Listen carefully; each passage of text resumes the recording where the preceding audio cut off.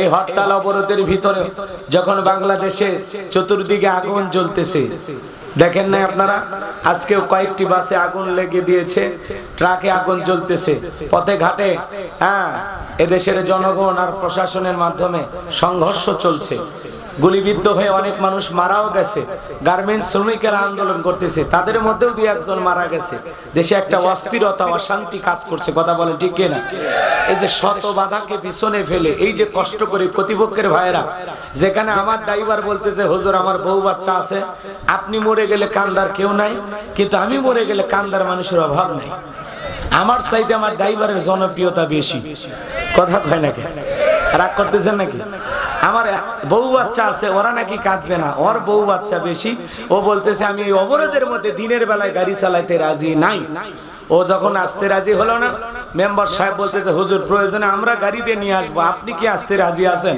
বলে হ্যাঁ, যেহেতু দাওয়াত নিয়েছি, ওয়াদা দিয়েছি, ওয়াদা তো রাখতে হবে, যত কষ্টই হোক আমি যাব। তখন আমার সাথে আমার সাদিক ভাই আর আমরা দুইজন আল্লাহর উপরে তাওয়াক্কুল করিয়া রাতের বেলায় রওনা দিয়ে সহি সালামতে আসছি। এখন 4টার পরে এখান থেকে যে রওনা দিয়া আমরা শেরপুরে যাব, কতটুকু ভালোভাবে যাইতে পারবো আল্লাহ ভালো জানে। কারণ গতকালকে কিশোরগঞ্জের উপরে ঝড় বয়ে যায় নাই, দুইজন মানুষগুলো বিদ্ধ হয়ে মারা গেছে। সেই কারণে আজকে হরতালও চলতেছে, পাশাপাশি অবরোধ, ডবল অ্যাকশন। কথা কয় না? অবরোধ তো আছে, আবার হরতাল দেখছে কিশোরগঞ্জে। এই জন্য এই অবস্থার মধ্যে আসলে চলাফেরা করা অনেক কঠিন। জানমালের নিরাপত্তা দিতে প্রশাসনের ভাইয়েরা হিমশিম খাচ্ছে। এই জন্য এ সময় মানে ঘরে থাকাই ভালো। বাংলাদেশের ঐতিহ্যবাহী কিশোরগঞ্জ জেলার করিমগঞ্জ থানার অন্তর্গত দড়ি গাঙ্গাটিয়া দারুস সালাম আল ফাইজিয়া মাদ্রাসা ও যুব সমাজের উদ্যোগে আজকের প্রথম বার্ষিক তাফসীরুল কোরআন মাহফিলের সম্মানিত সুযোগ্য অনারেবল প্রেসিডেন্ট জনাব আলহাজ মোহাম্মদ দিলওয়ার হোসেন সাহেব, আল্লাহ পাক তার গোলামকে হায়াতে তৈয়বা সেহতে কুলিয়া দান করুন। সকলে বলুন আমিন। আজকের এই প্রোগ্রামের প্রধান মেহমান বিশিষ্ট রাজনীতিবিদ, আপনাদের প্রিয় মানুষ, সম্মানিত চেয়ারম্যান জনাব মোহাম্মদ আবু সাইম রাসেল ভুইয়া, আল্লাহ পাক তার গোলামকে হায়াতে তৈয়বা সেহতে কুলিয়া দান করুন, জনগণের খেদমতের জন্য আদর্শবান নেতা হিসেবে কবুল করুন। সকলে বলুন আমিন। আজকের প্রোগ্রামের বিশেষ অতিথিবৃন্দ, আমন্ত্রিত ওলামা ইকরাম, বিশেষ মেহমান জনাব মোহাম্মদ মাহবুবুর রহমান মিলন, আল্লাহ পাক তার গোলামকে হায়াতে তৈয়বা সেহতে কুলিয়া দান করুন। সকলে বলুন আমিন। আজকের প্রোগ্রামে আলোচক বৃন্দ যারা কথা বলেছেন, সকাল থেকে পর্যন্ত সকল ওলামা ইকরামদের জবান আল্লাহ দ্বীনের জন্য কবুল করুন, কোরআনের খেদমতের জন্য কবুল করুন। সকলে বলুন আমিন। আমার পূর্বে কথা বলেছেন হযরত মাওলানা মাহবুবুর রহমান নোমানী সাহেব দামাত বারাকাতুহু আলিয়া, আল্লাহ পাক তার গোলামের কণ্ঠ দ্বীনের জন্য, ইসলামের জন্য, কোরআনের খেদমতের জন্য কবুল করুন। সকলে বলুন আমিন। আমাকে দাওয়াত নিয়ে আসছেন সম্মানিত জনাব ফারুক মেম্বার, আল্লাহ পাক তার গোলামকে হায়াতে তৈয়বা সেহতে কুলিয়া দান করুন। সকলে বলুন আমিন। মঞ্চে উপস্থিত সম্মানিত ওলামা ইকরাম, সামনে বসা পিতৃ সমতুল্য মুরব্বী বাবাজিরা, কলিজার টুকরা প্রাণপ্রিয় যুবক ভাইরা, ছোট ছোট সোনামানিকেরা, পর্দার আড়ালের সম্মানিত অবলা সরলা আবেদা সালেহা মা বোনেরা, প্রশাসনের সম্মানিত পুলিশের ভাইরা, ডিবির ভাইরা, জাতির বিবেক প্রিয় সাংবাদিক বন্ধুগণ, বিভিন্ন রাজনৈতিক দলের সম্মানিত নেতা কর্মী ভাইরা, সবাইকে আরেকটিবার সালাম দিচ্ছি। আশা করছি সকলে সালামের জবাব জোরে সোরে দেবেন। আসসালামু আলাইকুম ওয়া রাহমাতুল্লাহি ওয়া বারাকাতুহু। আমরা শুকরিয়া আদায় করতেছি সেই মহান মালিকের দরবারে, যে আল্লাহ পাক সুবহানাহু ওয়া তাআলা অত্যন্ত দয়া করে, করুণা করে, মায়া করে, মহব্বত করে, ভালোবেসে, পছন্দ করে, দিনের শত ব্যস্ততাকে পিছনে ফেলে কোরআনুল কারীমের মহব্বতে আজকের এই জান্নাতের বাগানে আসার বসার সুযোগ করে দিলেন। সেই মহান রবের দরবারে সিজদাবনত চিত্তে কালিমাতুশ শুকুর আদায় করে পড়ছি আলহামদুলিল্লাহ। হয় নাই কৃপণতা অলসতা দূর করে মুসলমান হিসেবে সিংহের মতো, বাঘের মতো গর্জন করে আল্লাহর দেয়া জবান দ্বারা দুইটা ঠোঁট নাড়ায় চিৎকার মেরে বলুন আলহামদুলিল্লাহ। করুন রব্বানা লাকাল হামদ হামদান কাসীরান তাইয়িবান মুবারাকান ফি। লক্ষ কোটি দরুদ সালাম মানবতার শ্রেষ্ঠ বন্ধু বিশ্বনবী বিশ্বনেতা যে নবী আইয়ামে জাহিলিয়াতের যুগে আগমন করে অসভ্য মানুষগুলোকে সভ্য বানিয়েছেন, অভদ্র মানুষগুলোকে ভদ্র বানিয়েছেন, কোরআন নামের সংবিধান দিয়া কোরআনের রাজ কায়েম কইরা সোনালী যুগ উপহার দিয়ে মদিনার পাক ভূমিতে শায়িত আছেন সে রাসূলের প্রতি কলিজা ভরা মহব্বত দিয়ে পড়ছি দরুদ সালাম সকলেই পড়ুন সাল্লাল্লাহু আলাইহি ওয়াসাল্লাম। সম্মানিত ভাইরা, আজকের প্রোগ্রামে আসতে পেরে বসতে পেরে আপনারা খুশি না বেজার? এই হরতাল অবরোধের ভিতরে যখন বাংলাদেশে চতুর্দিকে আগুন জ্বলতেছে, দেখেন না আপনারা, আজকেও কয়েকটি বাসে আগুন লেগে দিয়েছে, ট্রাকে আগুন জ্বলতেছে, পথে ঘাটে এদেশের জনগণ আর প্রশাসনের মাধ্যমে সংঘর্ষ চলছে। গুলিবিদ্ধ হয়ে অনেক মানুষ মারাও গেছে। গার্মেন্টস শ্রমিকেরা আন্দোলন করতেছে, তাদের মধ্যেও দুই একজন মারা গেছে। দেশে একটা অস্থিরতা অশান্তি কাজ করছে, কথা বলেন ঠিক কিনা? এই যে শত বাধাকে পিছনে ফেলে এই যে কষ্ট করে প্রতিপক্ষের ভাইরা, যেখানে আমার ড্রাইভার বলতেছে হুজুর আমার বউ বাচ্চা আছে, আপনি মরে গেলে কান্দার কেউ নাই, কিন্তু আমি মরে গেলে কান্দার মানুষের অভাব নাই। আমার চাইতে আমার ড্রাইভারের জনপ্রিয়তা বেশি, কথা কয় নাকি? রাগ করতেছেন নাকি? আমার বউ বাচ্চা আছে, ওরা নাকি কাঁদবে না, ওর বউ বাচ্চা বেশি। ও বলতেছে আমি এই অবরোধের মধ্যে দিনের বেলায় গাড়ি চালাইতে রাজি নাই। ও যখন আসতে রাজি হলো না, মেম্বার সাহেব বলতেছে হুজুর প্রয়োজনে আমরা গাড়ি দিয়ে নিয়ে আসবো, আপনি কি আসতে রাজি আছেন? বলা হ্যাঁ, যেহেতু দাওয়াত নিয়েছি, ওয়াদা দিয়েছি, ওয়াদা তো রাখতে হবে, যত কষ্টই হোক আমি যাব। তখন আমার সাথে আমার সাদিক ভাই আর আমরা দুইজন আল্লাহর উপরে তাওয়াক্কুল করে রাতের বেলায় রওনা দিয়ে সহি সালামতে আসছি। এখন 4টার পরে এখান থেকে যে রওনা দিয়া আমরা শেরপুরে যাব, কতটুকু ভালোভাবে যাইতে পারবো আল্লাহ ভালো জানে। কারণ গতকালকে কিশোরগঞ্জের উপরে ঝড় বয়ে যায় নাই, দুইজন মানুষগুলো বিদ্ধ হয়ে মারা গেছে। সেই কারণে আজকে হরতালও চলতেছে, পাশাপাশি অবরোধ, ডবল অ্যাকশন, কথা কয়। অবরোধ তো আছে, আবার হরতাল দেখছে কিশোরগঞ্জে। তো এই জন্য এই অবস্থার মধ্যে আসলে চলাফেরা করা অনেক কঠিন, জানমালের নিরাপত্তা দিতে প্রশাসনের ভাইরা হিমশিম খাচ্ছে। এই জন্য এ সময় মানে ঘরে থাকাই ভালো, কথা কয় নাকি? রাগ করতেছেন? আমি আপনারা আবার ভাইবেন না হুজুর মনে রাজনীতি করতে আসছেন, না আসলে ওইরকম কিছু না। আমরা এই দেশের কল্যাণ কামনা করি, দেশে অস্থিরতা বিরাজ করুক, নাশকতা হোক, কথাকে বোঝেন না, এগুলো আমরা সহিংসতা নৈরাজ্য এগুলো চাই না। আমরা দেশে একটা সুন্দর শান্তি এবং মানুষের জানমালের নিরাপত্তা থাকবে এরকম একটা সুখী সমৃদ্ধ বাংলাদেশ কামনা করি, কথা বলেন ঠিক কিনা? অনেক কষ্টের ভিতরে অনেক কষ্টের পথ পাড়ি দিয়ে আর যে ভাঙ্গা সাঙ্গা রাস্তা, নদী এলাকা রাস্তা এরকম হওয়াটাই স্বাভাবিক, কথাকে বোঝেন না? এগুলোকে বলা হয় ডেলিভারি রোড, কথা কি বুঝছেন? কোন নারী যদি প্রসবের ব্যথা ওঠে, হাসপাতালে নেওয়ার দরকার নাই, খালি একটা অটো ভ্যানে তুইলে বলবেন ব্রেক ধরবি না, রাস্তার মধ্যে ডেলিভারি হয়ে যাবে, সেজারের টাকা পুরোটাই বেঁচে যাবে, কথা কোন ঠিক কেন? তবে এই এলাকার ভাইরা বলতেছে হুজুর টেনশন নাই, এরপরে যদি আপনি এলাকা আসেন, এসে দেখবেন পাকা রাস্তা হবে ইনশাআল্লাহ। চেয়ারম্যান সাহেবও বলতেছে রাস্তার বরাদ্দ হয়ে গেছে। আমিও চাই আপনারা যেভাবে কষ্ট নিয়ে চলাচল করেন, আল্লাহ যেন আপনাদের দিকে মুখ তুলে তাকায় এবং এলাকার নেতাদের মাধ্যমে একটা সুন্দর রাস্তার ব্যবস্থা করে দেন, আল্লাহ কবুল করেন, জোরে বলেন আমিন। তো ভূমিকা লম্বা কথা নয়, আজকের মাহফিলে আসতে পেরে বসতে পেরে আপনারা খুশি না বেজার? কারা কারা বেজার দুহাত তুলে দেখান। দেখেন অনেকে ঝোঁকে তালে তুলেছে, সব জায়গায় তালে তাল মিলালে বিপদ আছে না? না, যে কোনো কাজ বুঝে শুনে করা লাগবে। যাই কয় আই রে, তার সাথে যাই রে, বোঝা সোজা নাই রে, লাঠি পিটা খাই রে, মার খাওয়ার পরে হুঁশা, হ্যাঁ এ কাম করছিলাম। এজন্য যাত্রার পিছনে স্লোগান দিয়ে লাফালাফি করা যাবে, যে কোনো কাজ বুঝে শুনে করতে হবে। আল্লাহ আমাদের বোঝার তৌফিক দান করুক, জোরে বলেন আমিন। তো যাই ভুলে ভাইরা তুলেছেন, আজকের প্রোগ্রামে আসতে পেরে বসতে পেরে কারা কারা খুশি, মুখে নিয়ে হাসি, আওয়াজ দে বেশি, আল্লাহ নামের এমন একটি স্লোগান দেবেন, এলাকায় যদি কোনো বাতিল শক্তি থাকে ওদের কলিজায় যেন কম্পন সৃষ্টি হয়, এমন আওয়াজ দিতে রাজি আছেন যারা? বীর মুসলমানের মতো দুটি হাত টান টান করে তুলে দেখান তো তারা। লিল্লাহি তাকবীর, লিল্লাহি তাকবীর, আল কোরআনের আলো, আল হাদিসের আলো, দুনিয়ার মুসলিম, সারা বিশ্বের মুসলিম, আমার নেতা তোমার নেতা, আমার নেতা তোমার নেতা, লিল্লাহি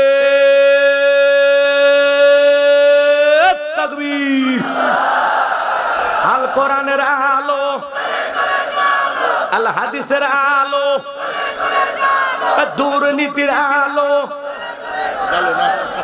হাত নামান।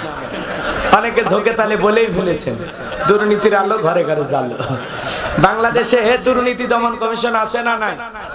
এরপরে দুর্নীতি কমেছে নাকি ডিজিটাল কাজে বেড়েই চলেছে? দিন যত করাচ্ছে দুর্নীতির পাল্লা তত ভারী হচ্ছে। কথা বলে ঠিক কি না? আমরা চাই আমাদের প্রিয় মাতৃ বাংলাদেশ দুর্নীতি মুক্ত, আল্লাহ কবুল করুন, চিল্লা বলেন আমিন। আমরা চাই আমাদের বাংলাদেশ মাদক মুক্ত, আল্লাহ কবুল করুন, চিল্লা বলেন আমিন। আমরা চাই আমাদের বাংলাদেশ যৌতুক মুক্ত, আল্লাহ কবুল করুন, চিল্লা বলেন আমিন। আমরা চাই আমাদের বাংলাদেশ নাস্তিক মুক্ত, আল্লাহ কবুল করুন, চিল্লা বলেন আমিন। সম্মানিত ভাইরা আমার, ভূমিকায় লম্বা কথা নয়, এইবার ডাইরেক্ট আলোচনা, কোনো কথা নাই এদিক সেদিক। কোরআন সুন্নাহর কথা বলার জন্য আসছি, নাকি বলেন? রাগ করতেছেন আপনারা? তো আমি ভূমিকা দেব না, যেহেতু জহর করে ওঠার কথা, এইদিকে 2:30 পার হয়ে গেছে। কথা বোঝেন নাই? প্রায় 40 মিনিট সময় অপচয় হয়ে গেছে। আর কথা বলার এদিক সেদিক যাওয়ার কোনো সুযোগ নাই। আমি ডাইরেক্ট আল্লাহর কোরআন থেকে আলোচনা করব। কোরআন থেকে আলোচনা করলে কোনো সমস্যা? কথা বলেন, কোনো ভেজাল আছে? রাগ করবেন? এই কোরআনের মধ্যে কোনো ভুল আছে? থাকবে কি করে? কিতাবটি নাজিল করেছেন কে?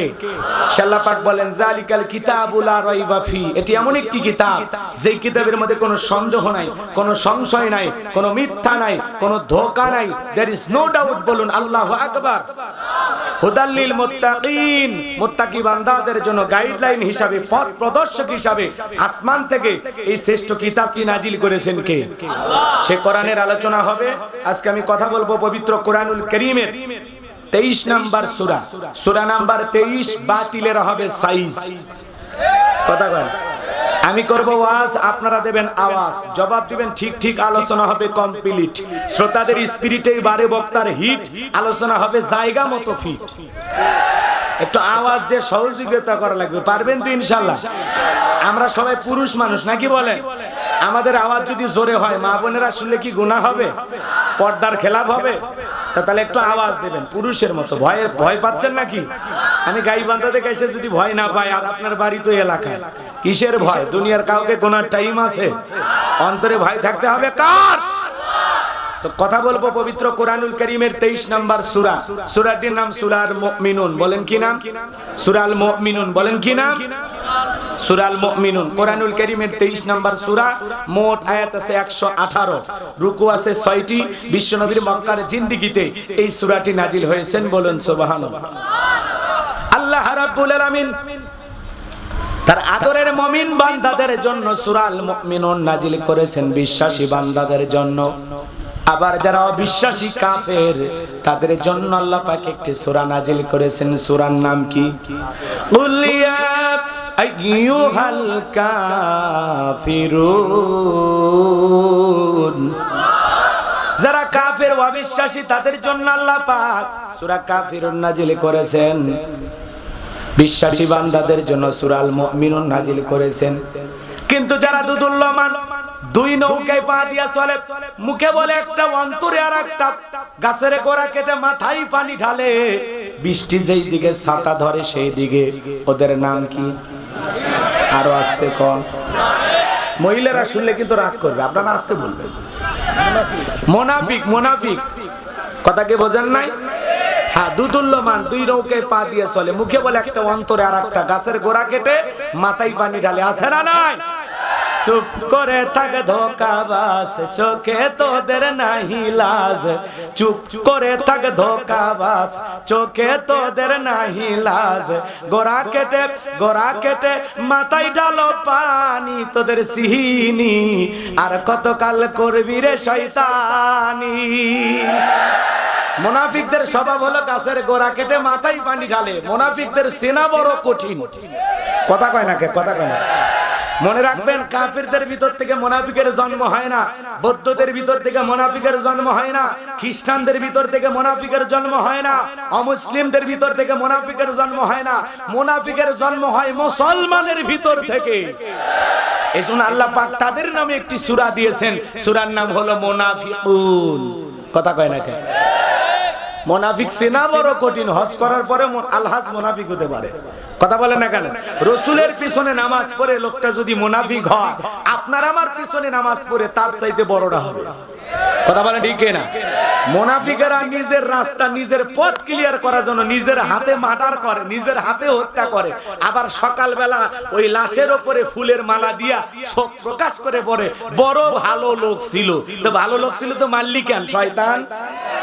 কথা কয় না কেন? হ্যাঁ, মুনাফিকদের ক্যারেক্টার বোঝা খুব কঠিন। ওরা দিনের বেলায় হিরো, রাতের বেলায় ভিলেন। কথাই বোঝেন? আমার ভাষা কি আপনারা বোঝেন? হ্যাঁ, ওয়াজ হওয়া লাগবে ওয়াজের মতো, বাস্তবতার আলোকে, প্রেক্ষাপটের আলোকে। খালি কান ধরে টান মারলে হবে না। হরিণ একটা বান্দা ছিল গাছেরই তলায়। কথা বোঝেন না? ওয়াজও করা লাগবে, ওয়াজও করা লাগবে, পাবলিকও বুঝায় দেওয়া লাগবে। এজন্য চোখ কান খোলা রাখবেন। কিছু আজ প্যান্ডেলে, কিছু আজ অ্যাঙ্গেলে। জ্ঞানী লোকের জন্য ইশারায় যথেষ্ট। হ্যাঁ, যুবকেরা এই যে খেলা, এই যে এরকম মারা কি খেলা ওইটা? হ্যাঁ, ক্যারাম বোর্ড। এদিকে খেলা করে ক্যারাম বোর্ড না? আচ্ছা, এই যে মনে হচ্ছে যে এই পকেটে গুটি ফেলাবে, কিন্তু অ্যাঙ্গেলে মার দেয়, এই পকেটে পড়ে যায়। দেখছো না তোমরা? এইরকম অ্যাঙ্গেলে মার হবে, চোখ কান খোলা রাখবা। চলো আমরা আলোচনা শুরু করি। আল্লাহ কবুল করেন। জোরে বলেন আমিন। তাহলে আজকে আমি মুনাফিকদেরকে নিয়ে আলোচনা করব না। মুনাফিকদের চরিত্র উন্মোচন করলে এখনই অনেক মানুষের তিতে লাগবে, যেহেতু সূরা আল মুনাফিকুন আলোচনা করা যাচ্ছে না। তাই আমি মুনাফিকদেরকে নিয়ে আলোচনা করব না। আমি কাফিরদেরকে নিয়ে আলোচনা করব না। আমি আলোচনা করব আল্লাহর ভিআইপি মুমিন বান্দাদেরকে নিয়ে। বলুন সুবহানাল্লাহ। আজকে কথা বলবো সূরা আল মুমিনুন থেকে। চলুন আমার সাথে সবাই পড়ুন। আউযু বিল্লাহি মিনাশ শাইতানির রাজীম। বিসমিল্লাহির রাহমানির রহিম। বিতাড়িত মোর্দার শয়তানের কাছ থেকে আল্লাহ পাকের কাছে আশ্রয় প্রার্থনা চাচ্ছি। পরম করুণাময় অসীম দয়ালু আল্লাহ তাআলা নামে শুরু করছি। আমরা যে কোনো কাজ শুরু করব কার নামে? আল্লাহর নামে কাজ শুরু করলে বরকত আছে না নাই? বিসমিল্লাহর একটা পাওয়ার আছে না নাই? কোরআনুল কারীমের 113টি সূরার শুরুতে আল্লাহ বিসমিল্লাহ দিলেন। একটি সূরার শুরুতে দিলেন না, আরেকটা সূরাতে আল্লাহ ডাবল দিয়া 114টা বিসমিল্লাহ মিল করে দিয়েছেন। বিসমিল্লাহর ভিতরে 19টি অক্ষর আছে। বলেন তো বিসমিল্লাহর শান মান মর্যাদা আছে না নাই? বিসমিল্লাহর পাওয়ার বা ফজিলত বুঝাইতে গিয়ে যদি 2 মিনিট একটা কথা বলি, আপনারা যেন রাগ করেন না। বলবো কি? আমার ভাইয়েরা মনোযোগ দিয়ে কথাগুলো শুনবেন। এরকম একটা দ্বীনি মজলিসে আল্লাহর এক বুজুর্গ গোলাম আলোচনা করতেছেন। মহিলা প্যান্ডেল আপনাদের এখানে আছে না নাই? ওই মহিলা প্যান্ডেলে একটা অমুসলিম হিন্দু মেয়ে চিন্তা করতেছে, দেখি তো একটু মুসলমানদের দ্বীনি মাহফিলে যায় বসে তারা কি আলোচনা করে। শোনার আগ্রহ নিয়া কোরআন শোনার জন্য আল্লাহর বান্দি অমুসলিম মেয়েটা যখন মুসলমানদের মহিলা প্যান্ডেলের ভিতরে বৈশা আলোচনা শুনতেছিল, আল্লাহর সেই বুজুর্গ গোলাম দ্বীনের দাঈ আলেম বান্দা আলোচনা করতেছেন। কুল হুয়াল্লাহু আহাদ। হে নবী আপনি বলুন আল্লাহ এক, আল্লাহ অদ্বিতীয়। মেয়েটা তখন বুঝতে পারলো সৃষ্টিকর্তার নাম আল্লাহ। আল্লাহর সেই গোলাম আলোচনা করতে গিয়ে বললেন, ইন্নাদ-দীনা ইনদাল্লাহিল ইসলাম। আল্লাহর কাছে সবচাইতে শ্রেষ্ঠ ধর্মের নাম কি? আমার আল্লাহ বলেন, নিঃসন্দেহে আমি আল্লাহ পাকের কাছে একটি ধর্মই মনোনীত, সেই ধর্মের নাম কি? ইসলাম আছে যেখানে শান্তি আছে, ইসলাম আছে যেখানে সমাধান আছে। আজকে পৃথিবীতে অশান্তির আগুন দাউ দাউ করে জ্বলতেছে। এর পিছনে একটাই কারণ, পৃথিবীতে ইসলাম প্রতিষ্ঠিত করতে পারি নাই। যদি পৃথিবীতে ইসলাম প্রতিষ্ঠিত করতে পারতাম, তাহলে বলেন তো এইরকম অশান্তির আগুন দাবানলের মতো দাউ দাউ করে জ্বলতো? আজকে তাম পৃথিবীতে 1 ইঞ্চি মাটিতেও শান্তি নাই। জালেম বেঈমানদের লাগানো অশান্তির আগুনে দাউ দাউ করে পুরো পৃথিবী জ্বলছে। কথা বলেন ঠিক কি না? এই অশান্ত সমাজকে যদি শান্ত করতে চান, কোরআনের সমাজ কায়েম করতে হবে। একমাত্র কোরআনই পারে শান্তির সমাজ উপহার দিতে। এই কোরআন শুধুমাত্র একটা ধর্মীয় কিতাব নয়, এটা মানব জাতির সংবিধান। কথা বলেন না কেন? ডক্টর কামালের বানানো সংবিধান নয়, এটা আল্লাহর পাঠানো সংবিধান। এটা মানলেই মুসলমানদের শান্তি মুক্তি। কথা বলেন ঠিক কি না? আজকে আমরা শুধু মুখে মুখে স্লোগান দেই ইসলাম শান্তির ধর্ম। অবস্থাটা কেমন হয়েছে জানেন? এক দোকানদারের এক কর্মচারী নাম হলো ইসলাম, আর ওই দোকানদারের একটা মেয়ে ছিল নাম হলো শান্তি। কথা বোঝেন? তো এই ছেলে কর্মচারী ইসলাম সুযোগ পাইলে শান্তির সাথে টাঙ্কি মার ভাব জমানোর চেষ্টা করে, করতে করতে পিরিতি জৈমে একেবারে ক্ষীর। কথা কি বোঝেন? মানে কি, দোকানদারের মেয়ের সাথে ওই দোকানের কর্মচারী ইসলামের প্রেম হয়ে গেছে। কথা কি বুঝতে পারছেন? তো কিছুদিন প্রেম চলতে গিয়ে দোকানদার টের পাইছে আমার দোকানে 2 টাকার কর্মচারী ইসলাম, আমার মেয়ে শান্তির সাথে প্রেম করে, এটা তো মেনে নেওয়া যায় না। তখন ইসলামকে ডাক দিলে, দেখ শোন, আমার মেয়ের সাথে তোর প্রেম। কথা কয় না কে? কয় আকাশের চন্দ্র আর সূর্য যেমন এক হতে পারে না, তেলে আর পানিতে যেমন মিশতে পারে না, তুই চাকর আর আমি তোর মালিক, আমার মেয়ের সাথে তোর প্রেমের সম্পর্ক আমি কোনোদিন মেনে নিতে পারবো না, যা দূর হয়ে যা আমার দোকান থেকে। এইবার যখন ইসলামকে ভালোবাসার অপরাধে, প্রেমের অপরাধে তারাইয়া দিল, এইবার ইসলাম মনে করেন কিশোরগঞ্জ বা করিমগঞ্জ বাস স্ট্যান্ডে যাইয়া শান্তির কাছে মোবাইল, হ্যালো জান, তোমাকে ভালোবাসার অপরাধে তোমার বাবা আমার চাকরিও খাইলো, আমাকে দূর দূর করে তারাইয়া দিল, আজকে তোমাকে ভালোবাসার পরীক্ষা দিতে হবে, যদি তুমি সত্যি আমাকে ভালোবাসো গাট্টি গুট্টি গোছায়া এই মুহূর্তে কিশোরগঞ্জ বাস স্ট্যান্ডে চলে আসো, আমি তোমাকে নিয়ে ভালোবাসার একটা ঘর বাঁধতে চাই। এইবার শান্তি ভালোবাসার টানে ইসলামের হাত ধরে ঘর ছেড়ে চলে গেল। সকালবেলা দোকানদার টের পায় নাই, দুপুর বেলাও টের পায় নাই, সন্ধ্যা বেলায় দেখে ঘরে শান্তি নাই, দোকানেও শান্তি নাই, আশেপাশে খোঁজে শান্তি নাই, শান্তি নাই, মাথায় টেনশন নিয়ে দোকানদার বসে আছে। তখন বলতেছে, ভাই দোকানদার, দেখে মনে হয় টেনশনে আছেন, ব্যাপারটা কি? কয় আমার মেয়ে শান্তি নাই। কয় আপনার মেয়ে শান্তি নাই মানে? বলতেছে আমার মেয়ে শান্তি নাই। কয় শান্তির কথা বলার আগে বলো তোমার দোকানের কর্মচারী ইসলাম কথা। আমার মেয়েকে ভালোবাসার অপরাধে আমি ইসলামকে তারাইয়া দিয়েছি। তখন এইবার বলতেছে, ওরে দোকানদার বোকা, তোর ইমানে লাগছে ধোকা, তোর দোকানের কর্মচারী ইসলাম তোকে দিয়েছে ধোকা। কারণ তুমি কি এটা বোঝো না, যে জায়গায় ইসলাম থাকে না সে জায়গায় কোনোদিন শান্তি থাকতে পারে? কথা কয় না খে? যে জায়গায় ইসলাম থাকে না সে জায়গায় শান্তি থাকতে পারে না। আজকে আমরা মুখে মুখে বলি ইসলাম শান্তির ধর্ম, কিন্তু কোন জায়গায় ইসলামকে প্রতিষ্ঠিত করলে, কোন জায়গায় ইসলামের গাছটাকে রোপণ করলে পৃথিবীবাসী শান্তি পাবে, ওই জায়গা না নিয়ে যা ইসলাম শান্তির ধর্ম। জায়গা মতো ইসলামকে নিয়ে যা দাঁড় করে দেওয়া লাগবে, তাহলে শান্তির সুবাতাস পৃথিবীবাসী পাবে। কথা কি বোঝা গেছে? জায়গা মতো ইসলামকে প্রতিষ্ঠিত করা লাগবে। ধর্ষণ হওয়া, খুন হওয়া, টেন্ডারবাজি, চাঁদাবাজি, চুরি, দুর্নীতি এগুলো থাকবে, সমাজ হবে জান্নাতের টুকরো। সুবহানাল্লাহ বলেন। চলেন সামনের দিকে যাই। মন খারাপ করতেছেন? আচ্ছা চলুন সামনের দিকে যাই। কি বলছিলাম ভুলে গেছেন আপনারা? তাহলে এদিক খেয়াল করেন ভাইরা আমার। মেয়েটা বুঝতে পারলো শ্রেষ্ঠ ধর্ম ইসলাম, সৃষ্টিকর্তা নাম আল্লাহ, আর দেরি করলো না, হিন্দু মেয়েটা কালেমা পড়ে মুসলমান হয়ে গেল। এইবার বাড়িতে গিয়ে জবান দিয়ে জিকির করে, বিসমিল্লাহ পাঠ করে, কালেমা তৈয়বা পাঠ করে, আল্লাহর জিকির করে, ফিসফিস করে আওয়াজ দেয়, জিকির করতেছে। হঠাৎ করে মেয়েটার মা বুঝতে পেরে জিজ্ঞাসা করে, মা জবান দিয়ে কি জানো বললি, আমি বুঝতে পারলাম না।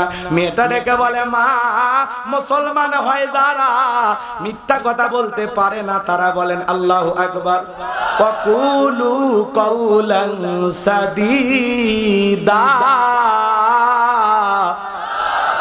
সঠিক কথা বলো, সত্য কথা বলো। ইমানদাররা কোনোদিন মিথ্যাবাদী হতে পারে, ইমানদাররা হবে সত্যবাদী। মেয়েটা ডেকে বলে, মা কয়েকদিন আগে মুসলমানদের একটা কোরআনের মাহফিলে গিয়ে, তাফসীর মাহফিলে গিয়ে, ওয়াজ মাহফিলে গিয়ে বুঝতে পেরেছি সৃষ্টিকর্তার নাম আল্লাহ, শ্রেষ্ঠ ধর্মের নাম ইসলাম। তখন আমি বুঝতে পেরেছি মা মানতে হবে ইসলাম ধর্ম। এই কথা বুঝাই আমি কালেমা পড়ে মুসলমান হয়েছি। এই কথা শোনার পর বাজান গো আমার, একটু মনোযোগ দিয়ে কথাগুলো শুনবেন। মেয়েটার মা ডেকে বলে, তুমি আমাদের আশা ভরসা স্বপ্ন, তোমাকে নিয়ে আমাদের অনেক বাসনা, এসব কি শুনছি মা, তুমি কেন মুসলমান হয়েছো? এখনো সময় আছে, ইসলাম ধর্ম ত্যাগ করে বাপ দাদার ধর্মে ফিরে আসো। মেয়েটা ডেকে বলে, মা আমার পক্ষে ইসলাম ধর্ম ছাড়া সম্ভব নয়। যত কথাই বলো, ইসলাম মানতে গিয়ে যে শান্তি পেয়েছি, আমার পক্ষে ইসলাম ধর্ম ছাড়া সম্ভব নয়। রাতের বেলা যখন স্বামী চলে আসছে, ডেকে বলে, স্বামী গো, সর্বনাশ হয়ে গেছে, আমাদের একমাত্র মেয়ে কালেমা পড়ে মুসলমান হয়ে গেছে, তাই নাকি? বলে হ্যাঁ। মেয়েকে ডাক দিয়ে জিজ্ঞাসা করে, মা এসব কি শুনছি, তুমি নাকি মুসলমান হয়েছো? এখন সময় আছে মা, বাপ দাদার ধর্ম ফিরে আসো, ইসলাম ধর্ম তুমি ত্যাগ করো। তুমি আমাদের আশার স্বপ্ন ভরসা, জায়গা জমি ধন সম্পদ সত্য তোমার জন্য ইনকাম করেছি মা, কেন তুমি মুসলমান হয়ে বংশের মুখে চুনকালি মাখাইতে চাও? মেয়েটা ডেকে বলে, বাবা যত কথাই বলো, আমার পক্ষে ইসলাম ধর্ম ছাড়া সম্ভব নয়। এই বাবা রাগান্বিত হয়ে মেয়ের গালের মধ্যে একটা জোরে করে থাপ্পড় লাগায়া দিল। মেয়েটা কাঁদতে কাঁদতে ডেকে বলে, বাবা যত কিছু আঘাত করো, মারতে মারতে যদি মেরেও ফেলে দাও, জীবন দিতে রাজি, ইসলাম ছাড়তে রাজি নাই। এইবার ভাইয়েরা আমার, বাবা টেনশনে পড়ে গেল। পরের দিন বাদশার দরবারে চলে গেছে। ওই বাদশা তার সিলমোহর মারা আংটিটা এই ব্যক্তির হাতে দিয়েছে। ওই দেশের নিয়ম হলো, বাদশার সিলমোহর মারা আংটি যার হাতে থাকবে, ওই আংটি থাকার কারণে যদি কেউ আংটি হারিয়ে ফেলে, বাদশার সিলমোহর মারা আংটি হারানোর অপরাধে বাদশা তাকে ফাঁসি দিয়া মারে, ফাঁসির দড়িতে ঝোলায়। এইবার এই ব্যক্তির হাতে যখন আংটি দেওয়া হয়েছে, ডেকে বলে, বাদশা আমি ব্যস্ত মানুষ, কোনো কারণে যদি আপনার আংটি হেফাজত করতে গিয়ে আমি ব্যর্থ হই, হারিয়ে ফেলে দেই, আপনি তো আমাকে ফাঁসি দিয়ে মারবেন, আপনার আংটি হেফাজতের দায়িত্ব আমি পালন করতে পারবো না। তবে হ্যাঁ, যেহেতু বাদশা মানুষ হয়ে আমার হাতে আংটিটা দিয়েছেন, আপনার হাতে ফেরত দিতে আমার কেমনটা যেন লাগে, এজন্য আপনি যদি অনুমতি দেন, আমার মেয়ের কাছে এই আংটি হেফাজতের দায়িত্ব আমি দেব। বাদশা তখন ডেকে বলে, আমার কোনো আপত্তি নাই, তবে অবশ্যই মেয়েটাকে দেশের আইন সম্পর্কে অবগত করবা। বাড়িতে যায় মেয়েটার হাতে বাদশার সিলমোহর মারা আংটিটা দিলেন, দিয়ে বলে, মা এটা বাদশার সিলমোহর মারা আংটি, খবরদার তুমি যেন হারিয়ে না ফেলো। বাদশার আংটি হারানোর অপরাধে বাদশা কিন্তু তোমাকে ফাঁসি দিয়ে মারবে, আমি বাবা হয়েও তোমাকে বাঁচাতে পারবো না। মেয়েটা বিসমিল্লাহির রহমানির রহিম বইলা জামার পকেটে আংটিটা রেখে দিয়েছে। রাতের বেলা মেয়ে যখন ঘুমের মধ্যে চলে গেছে, বাবা মেয়ের ঘরের ভিতরে প্রবেশ কইরা জামার পকেট থেকে আংটিটা চুরি কইরা, বাড়ির পাশে নদী ছিল, নদীর ভিতরে ছুঁড়ে মারছে। আর মনে মনে ভাবতেছে, মেয়ের আগামী কালকে যখন বাদশার সিলমোহর মারা আংটিটা চাইবো, যখন তুমি আংটি দিতে পারবা না, বাদশার আংটি হারানোর অপরাধে বাদশা তোমাকে ফাঁসি দিয়ে মারবে। তুমি মুসলমান হয়েছো এ কথা প্রকাশও পেল না, আমার উঁচু মাথা নিচু হলো না, বংশের মুখে চুনকালি পড়লো না, তোমার কারণে সমাজের মানুষের চোখে আমাকে ছোট হতে হবে না। বাবা হয়ে আপন মেয়ের বিরুদ্ধে এই গভীর ষড়যন্ত্র করলেন, কারণ একটাই, মেয়েটা কালেমা পড়ে মুসলমান হয়েছে। কথা বলেন ঠিক কিনা? ইসলাম মানতে গেলে আপন বাবা সন্তানের বিরুদ্ধে ষড়যন্ত্র করে কিনা? মুসলিম জাতির পিতা ইব্রাহিম খলিলুল্লাহ যখন ডেকে বলে, আব্বা যেই প্রতিমাগুলোর পূজা করেন, এরা দেখে না, শোনে না, নিজেরা খাইতে পারে না, না পারে নিজেদের কল্যাণ করতে, না পারে আপনাদের কল্যাণ করতে, যারা আপনাদের উপকারেও আসে না, নিজেদের উপকারেও কাজে লাগে না, এমন প্রতিমার পূজা করে লাভ নাই, তাওহীদের দিকে ফিরে আসো, এক আল্লাহর ইবাদত করো। আজর ঠাকুর ডেকে বলে, তুমি আমার ছেলে হইয়া আমার দেবতার বিরুদ্ধে কথা বলো, তোমার মতো ছেলে আমার বাড়িতে আর জায়গা হবে না, যাও যাও, এখন থেকে এই বাড়ি থেকে দূর হয়ে চলে যাও। আপন পিতা আজর ঠাকুর ইব্রাহিম খলিলুল্লাহকে বাড়ি থেকে বের করে দিয়েছিলেন। কথা বলেন ঠিক কিনা? ইসলামের পথে, দ্বীনের পথে দাওয়াত দিতে গেলে আপন বাবা ও সন্তানের বিরুদ্ধে ষড়যন্ত্র করে, যদি বাবাটা বেঈমান হয়। কথা বলেন ঠিক কিনা? এই বাবা আংটিটা নদীর ভিতরে ছুঁড়ে মেরে মেয়ের বিরুদ্ধে এই গভীর ষড়যন্ত্র করলেন, মেয়েটাকে ফাঁসির দড়িতে ঝুলানোর জন্য। আপন পিতা হয়ে মেয়ের বিরুদ্ধে ষড়যন্ত্র করার পিছনে কারণ একটাই, মেয়েটা ইমানদার, বাবা হলো বেঈমান। পুরো ঘটনাটাকে আপনারা শুনবেন। কারা কারা একটু হাত তোলেন তো বাজার। লিল্লাহে তাকবীর, লিল্লাহে তাকবীর। আমার ভাইয়েরা, তাহলে কথা বলবো কোন সূরা থেকে? সূরাল মুমিনুন। আল্লাহ রাব্বুল আলামিন বলেন, কদ আফলাহাল মুমিনুন। একটু মনোযোগ দিয়ে শুনেন, যে কোনো আয়াত বা সূরা তাফসীর করতে হলে কোন প্রেক্ষাপটে, কোন সময় আল্লাহর হাবিবের উপরে সেই সূরাটি বা আয়াতটি নাজিল হয়েছে, সেই নাজিলের প্রেক্ষাপট জানার দরকার আছে না? নাজিলের শানে নজুল আছে না নাই? যদি নাজিলের শানে নজুল আলোচনা করা হয় তাহলে তাফসীর বুঝতে সহজ হয়, বলেন সুবহানাল্লাহ। আরো জোরে বলেন সুবহানাল্লাহ। তাহলে নবীজির উপরে কখন আল্লাহ পাক সূরা আল মুমিনুন নাজিল করেছেন একটু সংক্ষিপ্ত করে বলবো, একটু মনোযোগ দিয়ে শোনেন বাজান। নবীজির প্রিয় সাহাবী হযরত ওমর ফারুক রাদিয়াল্লাহু তাআলা আনহু ডেকে বলেন, আমি মৌমাছির বনবন আওয়াজ শুনলাম, ডানে তাকায় মৌমাছি নাই, বামে তাকায় মৌমাছি নাই। বিশ্ব নবীর চেহারা মোবারকের দিকে তাকায় দেখি নবীজি ফিসফিস করে কি যেন তেলাওয়াত করতেছেন। হযরত ওমর ডেকে বলেন, আমার বোঝার বাকি রইল না, নবীজির উপরে কোরআনুল কারীম নাজিল হচ্ছে আর বিশ্ব নবী কোরআনুল কারীম রিসিভ করতেছেন, বলেন সুবহানাল্লাহ। মৌমাছির বনবন ভনবন আওয়াজ হলে কোরআনুল কারীম নাজিল হয়, দপ্তরি ছুটির ঘন্টা এবারে মানে টন টন আওয়াজ হলে কোরআনুল কারীম নাজিল হয়। নবীজি যখন ঘোড়ার উপরে থাকতেন ওই সময় যদি কোরআনুল কারীম নাজিল হইতো, ওই হিরি ভারে ঘোড়ার পাগুলো বালুর ভিতরে ডেবে যেত। আল্লাহু আকবার। অনেক পদ্ধতিতে রাসূলের উপরে কোরআনুল কারীম নাজিল হয়, বলতে গেলে লম্বা হবে, লম্বা সময় আমার হাতে নাই। হযরত ওমর ফারুক দেখে বলেন, নবীজির উপরে কোরআনুল কারীম রিসিভ করা শেষ হয়ে গেল।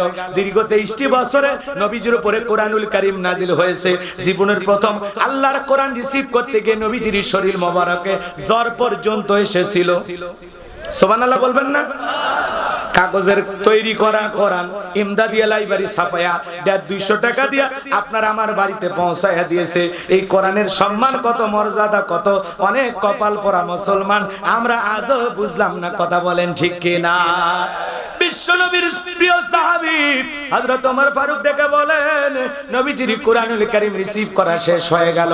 বিশ্বনবী সাহাবায়ে কিরামদের দিকে মুখ ঘোরা ডেকে বলেন, ও আমার সাহাবীরা, এই মাত্র আসমান থেকে জিবরাইল এসে আমার উপরে সূরা আল মুমিনুনের 10টি আয়াত কারিমা নাজিল করে জানায় দিয়ে গেলেন, নবী গো, এই 10টি আয়াতের ভিতরে আল্লাহ পাক তার আদরের মুমিন বান্দাদের জন্য 7টা গুণাবলী নিয়ে আলোচনা করেছেন।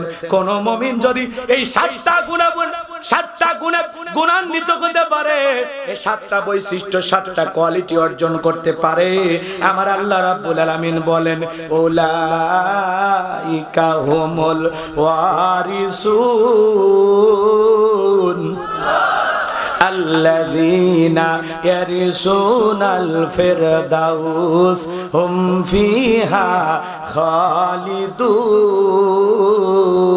খালিদুন। আমার আল্লাহ রাব্বুল আলামিন ডেকে বলেন, তারাই উত্তরাধিকারী হবে জান্নাতুল ফিরদাউসের, সেখানে তারা চিরকাল বসবাস করবে।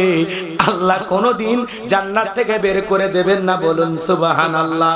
এ বাজান, বাবা মারা গেলে ওয়ারিশ সূত্রে বাবার সম্পত্তির ভাগ যেমন সন্তান পায়, বাবা মরলে ওয়ারিশ সূত্রে ছেলে বাবার কি পায়? সম্পত্তির ভাগ পায়। কোন মুমিন যদি এই 7টা গুণাবলী অর্জন করে, 7টা গুণে গুণান্বিত হয়ে কবরে যাইতে পারে, আমার আল্লাহ পাক তাকে জান্নাতুল ফিরদাউসের ওয়ারিশ বানায়া দিবে, উত্তরাধিকারী বানায়া দিবে। ওই ব্যক্তির নামে জান্নাতুল ফিরদাউসের ভিতরে জায়গা বরাদ্দ থাকবে, বলুন সুবহানাল্লাহ। কারা কারা জান্নাতে যেতে চান দুই হাত তুলে আল্লাহকে একবার দেখান।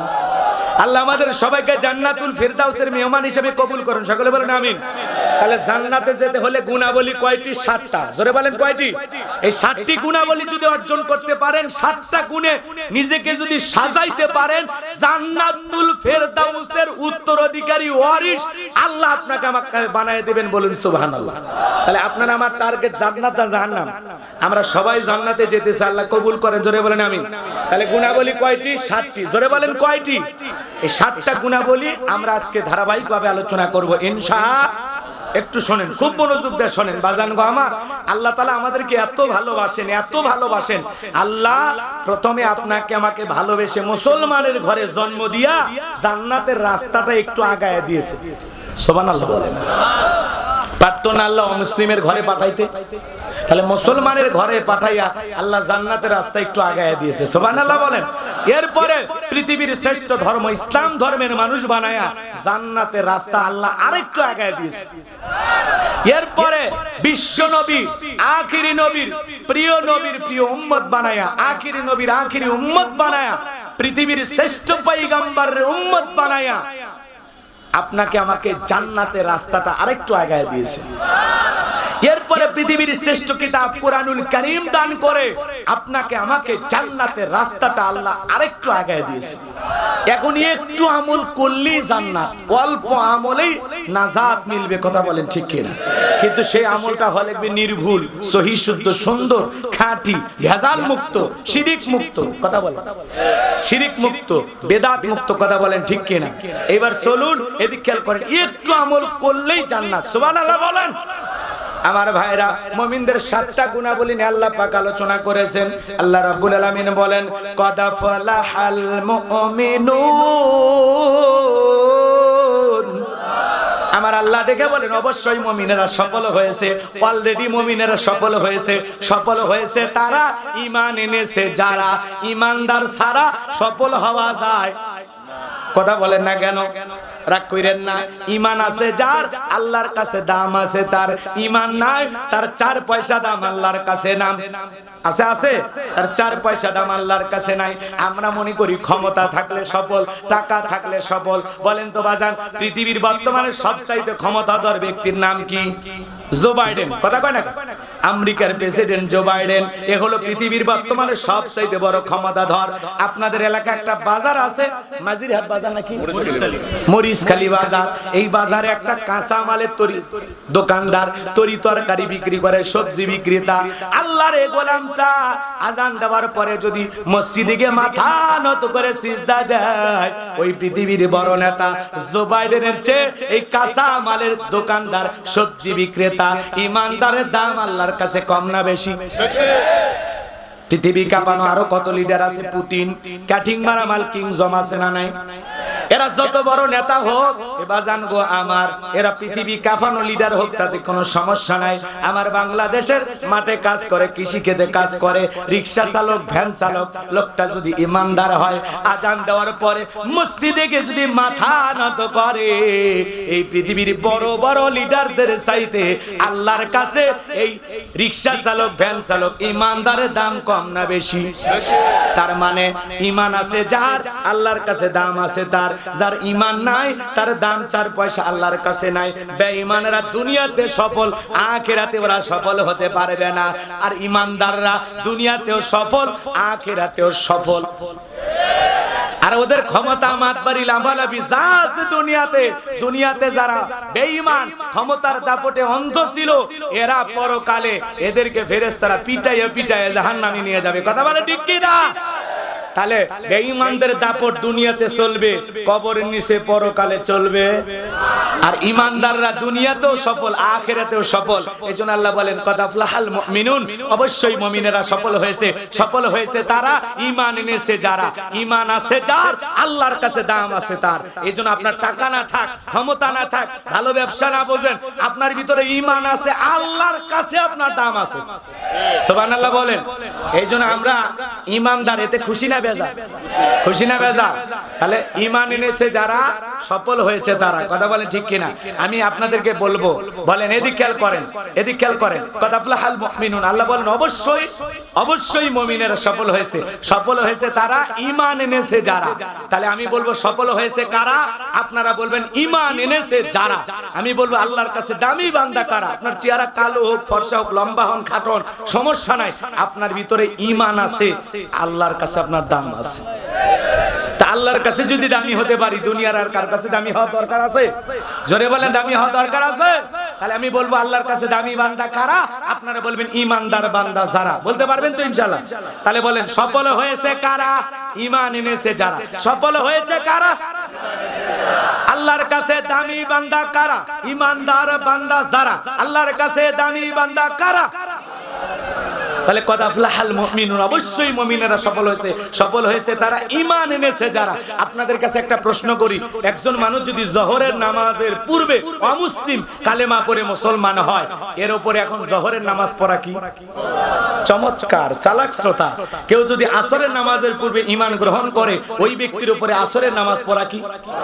মাশাআল্লাহ। তাহলে এদিক খেয়াল করেন, আল্লাহ পাক তার আদরের মুমিন বান্দাদের যখন 7টা গুণাবলী নিয়ে আলোচনা করলেন, ঈমান আনার পরে, ঈমান গ্রহণ করার পরে মুমিন জীবনের সবচেয়ে দামি ইবাদতের নাম হলো সালাত। সুবহানাল্লাহ বলেন। আল্লাহ পাক যখন মুমিনদের 7টা গুণাবলী নিয়ে আলোচনা করলেন তখন সালাত দিয়ে শুরু করলেন। এ যুবক, নিরাশ হওয়ার কারণ নাই, তোমাদের জন্য স্পেশাল কিছু আলোচনা রিজার্ভে আছে, খালি একটু অপেক্ষা করো, আস্তে আস্তে বলা হবে ইনশাআল্লাহ। হ্যাঁ, যুবকদের জন্য 4 নাম্বার গুণাবলীতে স্পেশাল আলোচনা আছে, একটু আমারে শুরু করতে দেন। রাগ করতেছে? পর্দানিশী মা বোন যারা বসে আছেন তারা একেবারে নিরাশ হবেন না, মনে করেন না যে আপনাদের কথা ভুলে গেছি। আপনাদের জন্য যদি ওয়াজ না করা হয় তাহলে তো মাহফিল পরিপূর্ণতা পাবেই না। ওদের জন্য কিছু বরাদ্দ আছে না নাই? হ্যাঁ, মা বোনদের জন্য আলোচনা করাই লাগবে, কথা কয় না কেন? মা বোনেরা বারবার দেশের সরকার, ওদের জন্য আলোচনা হওয়া দরকার। আলোচনা শুরু করি। আমার ভাইয়েরা, মুমিন বান্দার 7টা গুণাবলী। 1 নাম্বার, আল্লাযীনা হুম ফি সালাতিহিম খাশিউন। আল্লাহ রাব্বুল আলামিন বলেন, যারা নিজেদের সালাত বিনয়ের সহিত, নম্রতার সহিত, খুশু ভাব নিয়ে আল্লাহর ভয় আদায় করে। বলেন তো বাজান, আপনি আমি যখন সালাতে দাঁড়াবো অন্তরে ভয় থাকতে হবে কার? আরো জোরে বলেন কার? ইয়া আইয়ুহাল্লাযীনা আমানুত্তাকুল্লাহ, হে ঈমানদারগণ আমি আল্লাহকে ভয় করো, হাক্কা তুকাতিহি, ভয় করার মতো ভয় করো। আপনি আমি যখন মসজিদে নামাজের ভিতরে দাঁড়িয়ে যাব, বাজান আমার মসজিদের ভিতরে যখন প্রবেশ করব, অন্তরের ভিতরে সুচিন্তা, দুশ্চিন্তা, বিবির কথা, সন্তানের কথা, ব্যবসা বাণিজ্যের কথা, দুনিয়াবি সব চিন্তা ভাবনা, দুনিয়াবি যত কথা, যত ভাবনা সব মসজিদের বাইরে রাইখা টেনশন মুক্ত হৃদয় নিয়া আল্লাহ রাব্বুল আলামিনকে সিজদা দেওয়ার জন্য মসজিদে প্রবেশ করতে হবে। কথা বলেন ঠিক কিনা? একটু মনোযোগ দিয়ে শুনেন কিভাবে সালাত আদায় করবেন, নামাজটা কিভাবে আদায় করা দরকার। আপনার আমার নবী কিভাবে সালাত আদায় করতেন। আম্মা জান আয়েশা ডেকে বলেন, নবীজি এত লম্বা সময় নামাজে দাঁড়িয়ে থাকতেন, মাঝে মাঝে নবীজির পা মোবারক ফুলে যাইতো। আম্মা জান আয়েশা আরো ডেকে বলেন, আমার নবীজি এত লম্বা সময় রুকু করতেন, সিজদা করতেন, মাঝে মাঝে মনে হয় নবীজি আর কোনোদিন সিজদা থেকে মাথা উঠাবেন না। আম্মা জান আয়েশা ডেকে বলেন, একদিন দেখি বিছানা ভিজে গেছে, আমি মনে করলাম পানি পরে ভিজে গেছে, কিন্তু না, তাকায়া দেখি দয়ার নবী সিজদা দিয়া এত কান্না করেছেন, এত কান্না করেছেন, কাঁদতে কাঁদতে বিছানাটা পর্যন্ত ভিজে গেছে। আমি অপেক্ষায় বসে থাকলাম, নবী যে যখন সিজদা থেকে মাথা উঠাইলেন, আমি ডেকে বললাম, নবী গো কি হয়েছে আপনার? কেন আপনি কাঁদেন? কি হয়েছে আপনার? বিশ্ব নবী ডেকে বলে, আয়েশা আমি তো আমার জন্য কাঁদি না, আমি কাঁদি আমার গুনাহগার উম্মতের গুনাহ মাফের জন্য। আমি আল্লাহর কাছে কেঁদে কেঁদে বলি, আল্লাহ আমার গুনাহগার উম্মতের গুনাহগুলো মাফ করে দাও, আমার গুনাহগার উম্মতের গুনাহ মাফ করে দাও, ওই কঠিন জাহান্নামের আগুন থেকে আমার গুনাহগার উম্মতকে তুমি মুক্তি দাও। যেই নবীর জীবনে কোনো গুনাহ নাই, সেই নবী আপনার আমার গুনাহ মাফের আশায় সিজদা দিয়ে যদি আল্লাহর কাছে কান্না করে, নিজেদের গুনাহ মাফের আশায় আপনার আমার কান্না করার দরকার আছে না? না। এ যুবক একটু মনোযোগ দিয়ে শুনেন, এই জন্য রাতের বেলায় সিজদা দিয়ে কান্না করতে হবে। ওয়াল্লাযীনা ইয়াবিতুনা লিরাব্বিহিম সুজদাও ওয়া কিয়ামা। আরো জোরে বলেন আল্লাহু আকবার। আল্লাহ রাব্বুল আলামিন দেখে বলেন, যারা রাত্রি জাগরণ করে আমি আল্লাহকে সিজদা দেয়, আমি আল্লাহর জন্য দণ্ডায়মান থাকে। ও কিশোরগঞ্জের মুসলমানেরা, যারা রাত্রি জাগরণ করে আল্লাহকে সিজদা দেয়, ভালো করে বোঝার চেষ্টা করবেন। 5 ওয়াক্ত নামাজ এইটা তো ডিউটি পালন করাই লাগবে, কিন্তু রাতের 1টা 2টা 3টার দিকে উঠা বিবির ভালোবাসা ত্যাগ কইরা, আরামের ঘুম ত্যাগ কইরা, ঠান্ডা পানি দিয়ে ওযু বানায়া আল্লাহর যে বান্দা ওই নিরালায় নিবৃত্তিতে, ভালো করে বোঝেন, রাতের 2টা 3টার দিকে উঠা ওযু বানায় যায় নামাজে দাঁড়ায় গেল। এই নামাজ দুনিয়ার কাউকে খুশি করার জন্য নয়, কাউকে দেখানোর জন্য নয়, এই নামাজ কেবল মাত্র আল্লাহকে পাওয়ার জন্য, আল্লাহকে রাজি খুশি করার জন্য। কথা বলেন ঠিক কি না? ওই গভীর রাতের নামাজ বড় মহব্বতের নামাজ, ভালোবাসার নামাজ। ওইটা মুমিনের অন্তরকে প্রশস্ত করে দেয়, আলাদা ভালো লাগা কাজ করে, তৃপ্তি অনুভূতি কাজ করে, আল্লাহর সাথে গভীর প্রেমের সম্পর্ক পয়দা করে দেয়। কথা কয় না, কথা কয়। গভীর রাতের নামাজ পড়লে আল্লাহর নিকটতম বান্দা হওয়া যায়। তাহাজ্জুদের সালাত আদায় করে যারা, দেখবেন তাদের ভিতরে কোনো পেরেশানি নাই, দুনিয়াবি কোনো চিন্তা নাই, দুনিয়াবি কোনো লোভ লালসা নাই। আল্লাহর যে বান্দা গভীর রাতে আল্লাহর সাথে প্রেম করতে পারবে, এই প্রেম করলে জীবনে সফলতা ব্যর্থতা নাই। যুবকরে, প্রেম যদি করা লাগে দুনিয়ার মেয়ের সাথে নয়, প্রেম করতে হবে কার সাথে? কথা কয় না কে? তাহলে রাত্রি জাগরণ করে আল্লাহকে সিজদা দিতে হবে, আল্লাহর জন্য দণ্ডায়মান থাকতে হবে। যুবকেরা রাত জাগে, তবে আল্লাহকে সিজদা দিয়া নয়, ওরা রাত জাগে ইউটিউব ইন্টারনেট ঘাটাঘাটি কইরা, ইমো মেসেঞ্জারে বান্ধবীর সাথে কথা বইলা। এ আছে আছে, আপনাদের এলাকায় নাই? সারা রাত ইমো মেসেঞ্জারে কথা বইলা, হ্যালো জান, খাইছো, ঘুমাইছো, কি খাইছে, পটল দিয়া না ভর্তা দিয়া না নদীর মাছ দিয়া? বাপ রে বাপ, মনে হয় জীবনের সব দায়িত্ব এখনই নিয়েছে, বিয়েই করেনি। এরকম পোলাপান আছে। ওদের ওয়াজ তো বললাম না, একটু পরে শুরু করতেছি, রাগ করো না যুবক, মন খারাপ করতেছেন আপনারা? হ্যাঁ যুবক, তোমরা একটু আওয়াজ দাও। সারা রাত জায়গায় ইমো মেসেঞ্জারে কথা বইলা, ফজরের আজান হয় যখন, ওই হাইব্রিড যুবক ঘুমাইতে যায় তখন ফজরের নামাজ পড়ে না। এ যুবক, এই যে ঘুমের মধ্যে চলে গেলা, এই ঘুম ভাঙলে সকাল, না ভাঙলে পরকাল। তোমার মতো কত যুবক ঘুমের মধ্যে চলে গেল, ঘুম থেকে আর জাগ্রত হতে পারলো? নামাজ কাজা করে ঘুমাইলা।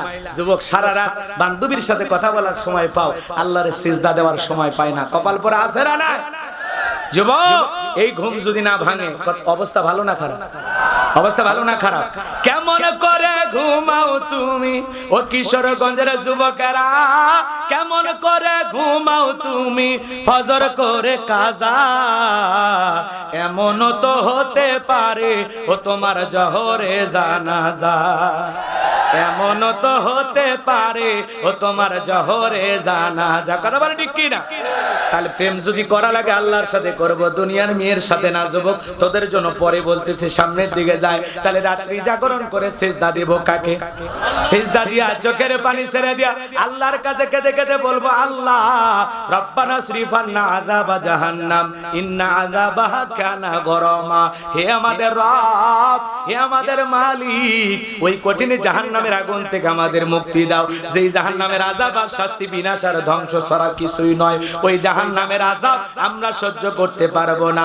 জাহান্নাম সুখের জায়গা না, ওইটা হলো যন্ত্রণার কারখানা। আল্লাহ রাব্বুল আলামিন বলেন, ইন্নাহা সাআত মুস্তাকাররাও ওয়া মুকামা। নিশ্চয় আবাসস্থল হিসাবে, বসতির জায়গা হিসাবে ওই জাহান্নাম কত না নিকৃষ্টতম একটা স্থান। জাহান্নাম সুখের জায়গা না, ওইটা হলো যন্ত্রণার কারখানা। আল্লাহ রাব্বুল আলামিন বলেন, ইন্না জাহান্নামা কানাত মিরসাদা লিত্তাগিনা মাআবা লাবিসিনা ফিহা আহকাবা লা ইয়াযুকুনা ফিহা বারদান ওয়ালা শারাবা ইল্লা হামিমা ওয়া গাসসাকা। জোরে বলেন নাউযুবিল্লাহ, আরো জোরে। আল্লাহ রাব্বুল আলামিন বলেন, ইন্না জাহান্নামা কানাত মিরসাদা। নিশ্চয় জাহান্নাম ওত পেতে রয়েছে। শিকারী ধরার জন্য যেমন ফাঁদ পাতা হয়, ফুলসিরাতের কিনারায় জাহান্নাম ওত পেতে রয়েছে। আল্লাহর অবাধ্য নাফরমান গুনাহগার গোলামদের ধরার জন্য জাহান্নামীরা ক্ষুধার্ত হয়ে আল্লাহকে ডেকে বলবে, আল্লাহ খাবার দাও, খাবার দাও। আমার আল্লাহ তখন ফেরেশতাদেরকে অর্ডার দেবে, জাহান্নামের তলদেশে এক ধরনের ফলের চাষ করা হবে, যেটা হলো কাঁটাযুক্ত ফল। যেই ফলের নাম হলো জাক্কুম। ওই কাঁটাযুক্ত ফলটা যখন জাহান্নামীদের হাতে খাদ্য হিসাবে পরিবেশন করা হবে, ফলটা পাওয়া মাত্রই জাহান্নামীরা যখন গলার ভিতরে দেবে, গলার মাঝামাঝি আটকে যাবে, ভিতরে যাবে না, বাইরেও আসবে না। যত গলার সারা করবে, কাঁটাগুলো ফুটবে আর ফুটবে। আল্লাহ জাহান্নামীকে এই ফল খাইতে দিয়েছে ক্ষুধা নিবারণের জন্য নয়, জাহান্নামী বান্দার শাস্তি বাড়ানোর জন্য। ওই কাঁটাযুক্ত ফলটা যখন গলার মাঝামাঝি আটকে যাবে, জাহান্নামীরা কেঁদে কেঁদে বলবে, আল্লাহ এ কেমন খাবার খাইতে দিলা গো মালিক, ভিতরেও যায় না বাহিরেও আসে না, যন্ত্রণা সহ্য করতে পারি না। তখন জাহান্নামীরা হঠাৎ করে আল্লাহকে ডেকে বলবে, আল্লাহ পানি দাও, পানি দাও, পানি দাও। ওরা মনে করবে পানি খাইলে সেরে যাবে।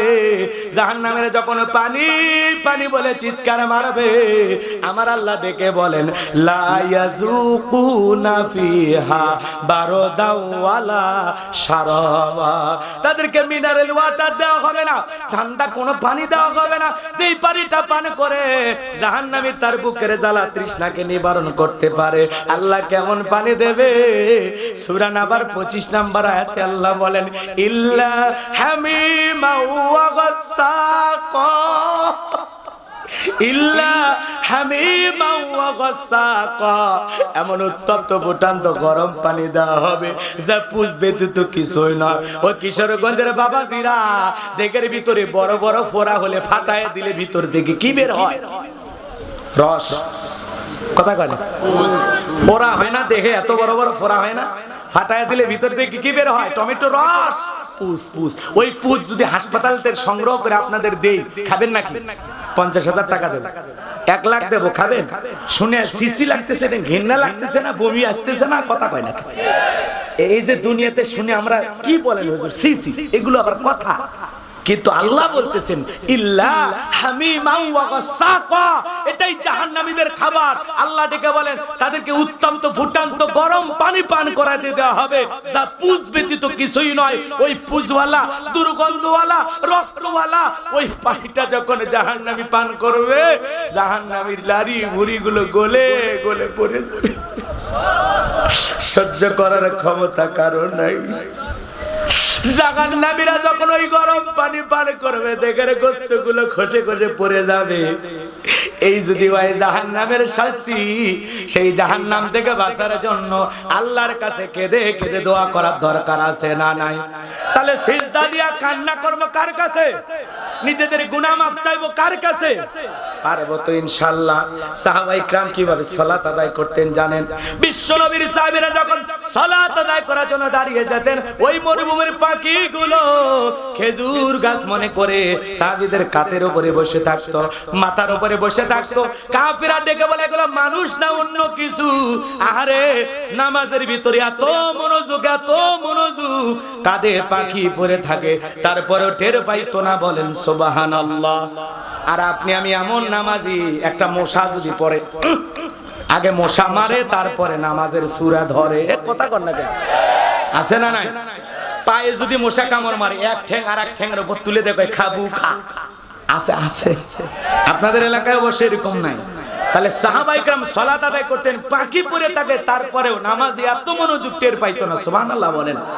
আরে বলতে গেলে লম্বা হবে, লম্বা করা যাবে না, সংক্ষিপ্ত করে বলে দিয়া যায়। হযরতে তালহা রাদিয়াল্লাহু তাআলা আনহু নামাজের মধ্যে দাঁড়িয়ে গেছেন, ওই জঙ্গল থেকে সাপ এসে ছেলেটা খেলা করতেছিল, পেছিয়ে ধরেছে। স্ত্রী মানুষজনকে ডাকলেন, ছেলেটাকে বিপদমুক্ত করলেন। হযরতে তালহা নামাজ শেষে জিজ্ঞাসা করে, বিবি রে, বাড়িতে এত মানুষজন, ব্যাপারটা বুঝতে পারলাম না। ডেকে বলে, স্বামী, আপনি যখন নামাজের মধ্যে দাঁড়িয়ে গেছেন, জঙ্গল থেকে সাপ এসে ছেলেটাকে পেঁচিয়ে ধরেছে, আমি মানুষজনকে ডাকলাম, ছেলেটাকে বিপদমুক্ত করলাম, এত ঘটনা আপনার চোখের সামনে ঘটে গেল, ও স্বামী আপনি কি কিছুই টের পান নাই? হযরতে তালহা ডেকে বলে, বিবি রে, নামাজের মধ্যে মন যদি এদিক সেদিক চলে যায়, তাহলে নামাজ তো আর নামাজ থাকে না। আর আমরা নামাজ পড়ি কিশোরগঞ্জে, মন চলে যায় ভারতের বর্ডারে। আমরা নামাজ পড়ি কিশোরগঞ্জে, মন চলে যায় ঢাকা শহরে। নামাজের ভিতরে দাঁড়ায় আমাদের মন খালি ছটফট করে। কথা কয় না? কথা। নামাজের ভিতরে গবেষণা করে বলা হয়েছে, বাংলাদেশের কিছু কিছু নামাজীদের মন 8 সেকেন্ডও নামাজের ভিতরে স্থির থাকে না। আমাদের মন এত অস্থির। কথা কয় না? আমাদের পাগল মন খালি ছটফট করে। নামাজের ভিতরে দুনিয়াবি এত চিন্তা, এত কথা মনে হয়, দুনিয়াবি এত গাল গল্প মনে হয়, দুনিয়াবি এত খেয়াল আইসে নামাজের ভিতরে ভর করে, মাঝে মাঝে ভুলেই যায় 2 রাকাত চলতেছে না 3 রাকাত। কথা কয় না? দুনিয়াবি এত চিন্তা নামাজের ভিতরে মনে হয়, দুনিয়াবি এত কথা নামাজের ভিতরে মনে হয়, সিজদা 2টা দিলাম না 3টা দিলাম তাও মনে থাকে না। এইজন্য গোলাম রব্বানি কইলেই দোষ। কথা কয় না? রাগ করতেছেন মনে হয়? আমাদের পাগল মন, জোরে বলে কি মন? পাগল মোহন মন রে, মন কেন উল্টো পাল্টা বলে? ও পাগল মন মন রে, মন কেন মসজিদে না যায় রে? আল্লাহ রে কোন দুনিয়ায় পাঠাইলাই আমারে? বর্তমানের নারী পুরুষ সমান সমান মাপ, লম্বা চুল কাটিয়া আবার মাথায় লাগাই ক্যাপ। আল্লাহ রে কোন দুনিয়ায় পাঠাইলাই আমারে? জিন্সের প্যান্ট শার্ট পরিয়া রাস্তা হাইটা যায়, পুলানা মাইয়া ওইটা সেনা বড় দায়। আছে না না, আছে না নাই? কানে পড়ছে দুল, কপালে পড়ছে টিপ, কাছে যদি যায় বলেন বিলকিস আপা পায় না আমি আবুল। বিশ্বনবী বলেছেন বুখারী শরীফের হাদিস, কোন পুরুষ যদি নারীর বেশ ধারণ করে আর কোন নারী যদি পুরুষের বেশ ধারণ করে, আল্লাহর লানত তার উপরে। এদেশে পোশাকের এত স্বাধীনতা আছে, তারপরেও 1 বছর আগে আমার কিছু বোনেরা ঢাকা শহরে আন্দোলন করলো, পোশাকের স্বাধীনতা চাই। কি স্বাধীনতা চায়? ওরা তখন বলল দাদি নানি ব্লাউজ ছাড়া শাড়ি পরেছিল, আমরাও পড়তে চাই। আপত্তি করি নাই তো বোন, আমরা আপত্তি করিনি। কথা কয় না? কেউ বলছে ওরা এদেশের নারীদেরকে উলঙ্গ বানাইতে চায়, এদের মতলব খারাপ। কথা কয় না কি আপনারা? দাদি নানি ব্লাউজ ছাড়া শাড়ি পরেছিল ঘরের ভিতর, এখন অভাবের কারণেই পড়ুক আর গরমের কারণেই পড়ুক, কোন দাদি কি শাড়ি পরা বিশ্বরোডে এসে আন্দোলন করেছে? দেখে যাও আমি তোমার দাদি আজকে শাড়ি পরেছি বলেছিল? কোন নারী কি বিশ্বরোডে শাড়ি পরে আন্দোলন করছে আমি তোমার নানি আজকে শাড়ি পরছি? কথা বলে না কেন? এখন দাদি নানি ব্লাউজ ছাড়া শাড়ি পরেছিল, তোমরাও পড়তে চাও, আপত্তি নাই, কিন্তু দাদি নানি ব্লাউজ ছাড়া শাড়ি পরিয়া 12 হাত শাড়ি দিয়া পুরো দেহটা ঢাকছিল, আর তুমি বোন এমন কায়দায় ব্লাউজ ছাড়া শাড়ি পরছো, মানে পুরো পিঠটা এমন কায়দায় ফাঁকা রাখছে, মনে হয় আর্জেন্টিনা ব্রাজিলের ফুটবল ম্যাচ হবে। আছে না নাই? এরা অসভ্য, এরা বেহায়া, এরা নোংরা, এদের মন মানসিকতা ছোট। তার মানে এরা বুঝাইতে চায় আমরা পোশাকের স্বাধীনতার নামে যেটুকু পরে আছি এটুকু পড়তে চাই না। এই বন্ধের উদ্দেশ্যে আমি বলে দিতে চাই, এটা 95% মুসলমানের দেশ, এটা হাজীদের বাংলাদেশ, আলেম ওলামাদের বাংলাদেশ, এটা মুসলিম দেশ। এই দেশে নোংরা পোশাক পরে চলাফেরা করা যাবে? যদি তোমার পোশাক পরতে মনে না চায়, বিশ্বের দেশগুলো তালাশ করে দেখো কোন দেশে পোশাক ছাড়া মানুষ বসবাস করে, পাসপোর্ট ভিসা লাগাইয়া তুমি ওই দেশে চলে যাও, তোমার মতো নারীর জন্য এদেশের কুকুরও কাঁদবে না। কথা বলে না কেন? কারণ কোন সম্ভ্রান্ত ভদ্র ফ্যামিলির মেয়ে বোরকা ছাড়া বাহিরে যেতে পারে? পর্দা আল্লাহর দেয়া কি নফল বিধান না ফরজ? আরো জোরে বলেন। পর্দাতে নারীর সম্মান মর্যাদা কমে না বাড়ে? অকরনা ফি বুয়ুতিকুন্না ওয়ালা তাবাররাজনা তাবাররুজাল জাহিলিয়াতিল উলা, নারীরা তোমরা ঘরের ভিতর অবস্থান করো, খবরদার জাহিলিয়াতের যুগের মেয়েদের মতো নোংরা অশ্লীল পোশাক পরে নিজের দেহকে প্রদর্শন করো না। নারীরা পর্দার ভিতরে থাকলে আল্লাহর রহমত নাজিল হবে, পর্দা নারীর সিকিউরিটি দেবে, নিরাপত্তা দেবে, পর্দা নারীর সম্মান মর্যাদা বাড়ায়। হেজাব পর্দা নারীর অহংকার। কথা কয় না? কথা কয় না? একটা নারী যদি ঢিলা ঢালা বোরকা পইরা হাত মোজা পইরা রাস্তা দিয়ে হাইটা যায়, মনের অজান্তে শ্রদ্ধার সম্মানে আইলে কইতে থাকে তুই যাই আইলে তে থাকে আপনি তো নামে আস্তে আস্তে নামে যান, মঞ্চ ভাঙে পড়বে। আপনারা লোকজন কমে যান, কমে যান ভাই, মঞ্চ থেকে একটু নামে।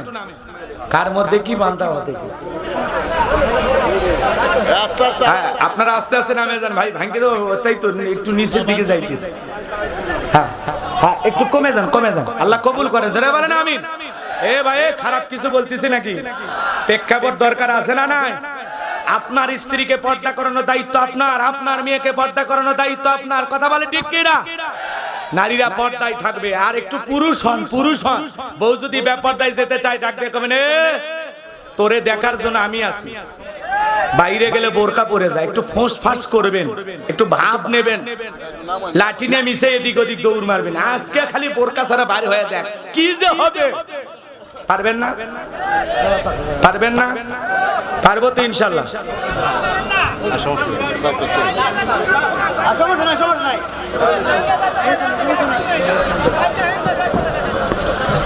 হ্যাঁ ভাই, মঞ্চ কিন্তু ভাঙ্গার।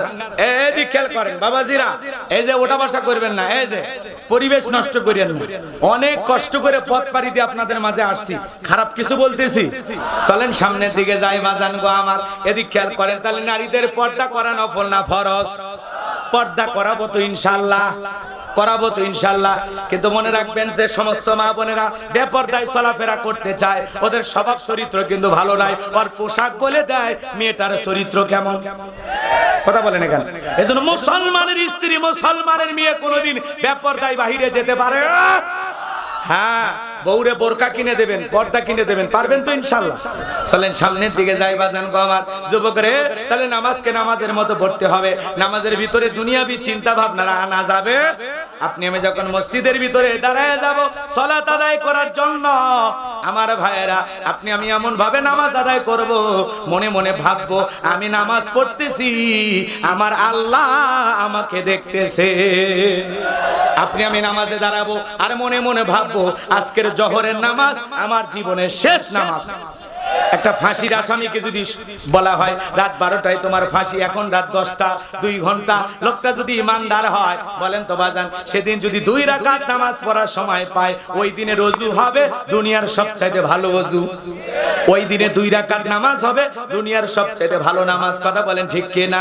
এজন্য ইমানদার তাড়াহুড়ো করে নামাজ পড়লে হবে না। কিছু কিছু মুসল্লি আছে এত তাড়াহুড়ো করে ওযু করে, এক ঠ্যাং না ধুয়ে এক চাচা মসজিদের ভিতরে ঢুকছে, টাইসালা মসজিদ, পিছলে খায়া চাচা একদিক লুঙ্গি একদিক, তাও বলে আল্লাহু আকবার। দেখে বলে চাচা লুঙ্গি খুলে গেছে, কই লুঙ্গি খুলে যায় যাক, জামাত ছাড়া যাবে না। আছে না নাই? এরকম তাড়াহুড়ো করে পড়লে নামাজ হবে? নামাজ পড়তে হবে ধীরে স্থিরে ভাবে। একই সাথে ইমাম আর মুসল্লি জোহরের 4 রাকাত সুন্নতের নিয়ত বেঁধেছে, ইমামের 2 রাকাত হওয়ার আগে মুসল্লি 4 রাকাত শেষ। আছে না নাই? এখন হুজুর জিজ্ঞাসা করছে, বাবাজি আমার 2 রাকাত হওয়ার আগে আপনার 4 রাকাত কেমনে শেষ হলো? এইবার মুসল্লি ডেকে বলে, হুজুর আপনাদের চর্চা কম, হুজুরদেরই বলে চর্চা কম। এরকম নামাজে আছে না নাই? 2 মিনিটে 2 রাকাত, 4 মিনিটে 4 রাকাত।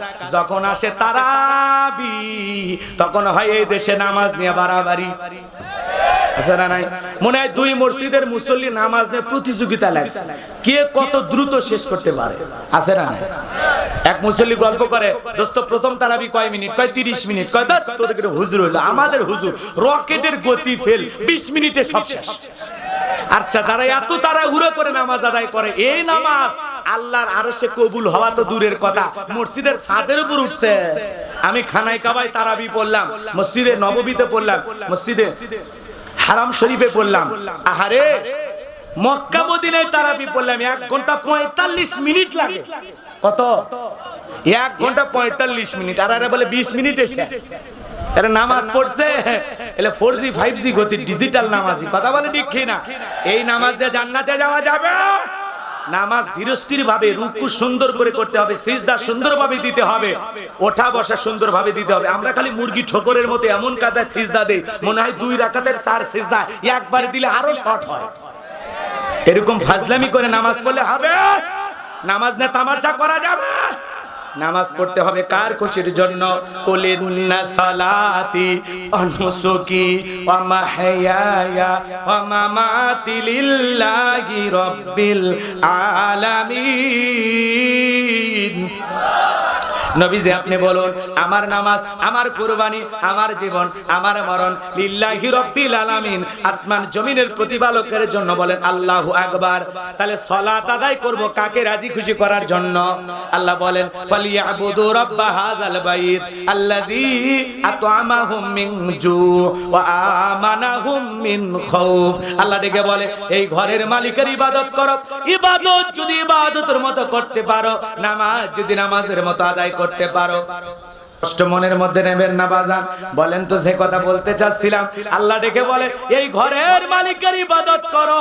ইবাদত যদি ইবাদতের মতো হয়, নামাজ যদি নামাজের মতো আদায় করতে পারো, বান্দারে 5 ওয়াক্ত সালাতে মসজিদে এসে মাথা নত করে আমি আল্লাহকে যদি সিজদা দিতে পারো, আমি আল্লাহ 2টা জিনিস তোমাদেরকে দেব। 1 নাম্বার, রিজিকের টেনশন করা লাগবে না, আমি আল্লাহ রিজিকের ব্যবস্থা করব। যে বান্দা 5 ওয়াক্ত সালাতে মসজিদে মাথা নত করবে, আমার আল্লাহ তাকে না খাওয়ায়া রাখবে না। সুবহানাল্লাহ বলেন। রিজেকের মালিককে। আপনাদের এলাকায় রাতের বেলা একটা প্রাণী বের হয় কু কয়া চিল্লায়, ওর নাম কি? শিয়াল। শিয়াল পণ্ডিতের নামে করিমগঞ্জে কি ভাতের হোটেল আছে, মুরগির হোটেল আছে, ওদের ব্যাংকের অ্যাকাউন্টে কি টাকা জমা আছে, ওদেরকে রিজেক দেয় কে? ওই যে পাখিটা সকালবেলা খালি পেটে নির থেকে বের হয়ে যায়, সন্ধ্যা বেলায় পাখির পেট ভরিয়া আবার বাসায় ফেরত পাঠায় কে? রিকশা চালক, ভ্যান চালক সকালবেলা খালি পেটে বের হয়ে যায়, রাতের বেলায় যখন বাড়িতে ফেরে পকেটের মধ্যে 1000-1200 টাকার ব্যবস্থা করে দেয় কে?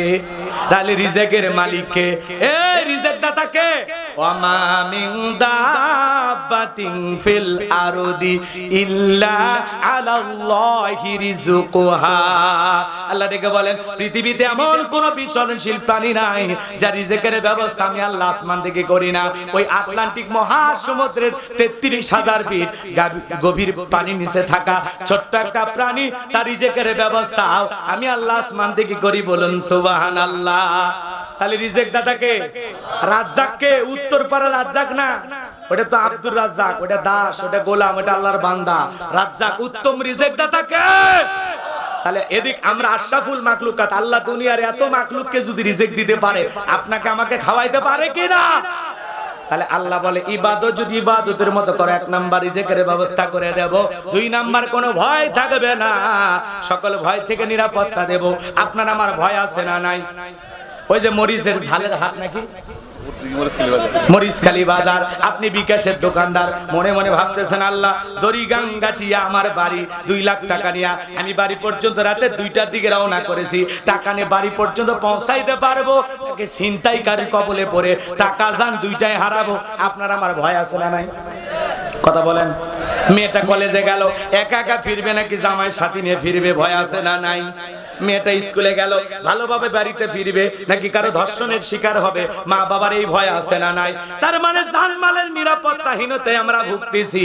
আল্লাহ ডেকে বলে, যখন সবাই 5 ওয়াক্ত সালাতে মসজিদ দিকে মাথা নত করবা, আমি আল্লাহ সকল ভয় থেকে তোমাদেরকে নিরাপত্তা দেব।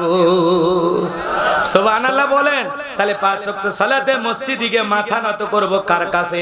আল্লাহকে রাজি খুশি করার জন্য 5 ওয়াক্ত সালাত মসজিদ দিকে কারা কারা আদায় করবেন? হাত তুলে দেখান। 5 ওয়াক্ত সালাত মসজিদে আদায় করার তৌফিক দান করুন। জোরে বলুন আমিন। আরো জোরে বলুন আমিন। এইবার মুমিন বান্দার 2 নাম্বার গুনাহবলী, ওয়াল্লাযীনা হুম আনিল লাগওয়ি মুরিদুন।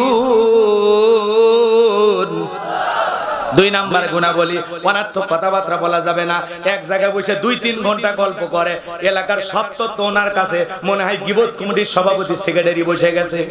এ আছে না নাই? আছে না? জবান বন্ধ থাকলে পটর পটর ছটর ছটর খালি চলতেই থাকে। আপনি মুখ দিয়ে এত কথা বলেন, আপনি কি ভুলে গেছেন এই জবানের হিসাব নেবেন কে? মায়াল ফিজু মিন কাউলিন ইল্লা লাদাইহি রাকিবুন আতীদ। বান্দা এমন কোন কথা বলে না যে কথা রেকর্ড করে যেন আমার ফেরেশতারা নাই। আপনার জীবনের প্রত্যেকটা কথার জবাব দিতে হবে কার কাছে? এজন্য জবান দিয়ে যা খুশি তাই বলা যাবে না। চুপ থাকাও নাজাতের লক্ষণ। চুপ থাকলে আপনি গুনাহ থেকে বাঁচবেন। পারবো তো ইনশাআল্লাহ?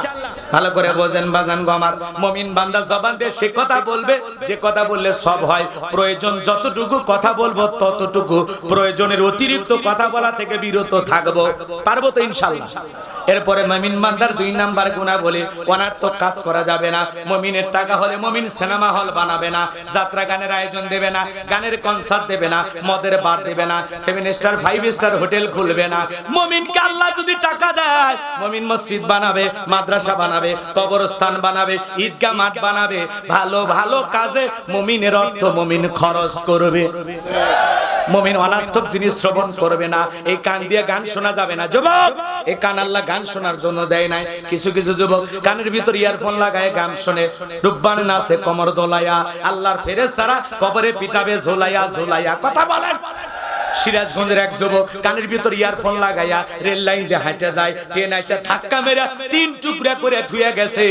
মরার পরেও কানের ভিতর ইয়ারফোন লাগানো ছিল। এখন যা কবরে যা, ফেরেশতারা তোর জায়গা মতো বাদ্যযন্ত্র বাজায়া দেবে। এ কথা কয় না, কথা কয় না। রাগ করতেছেন আপনারা?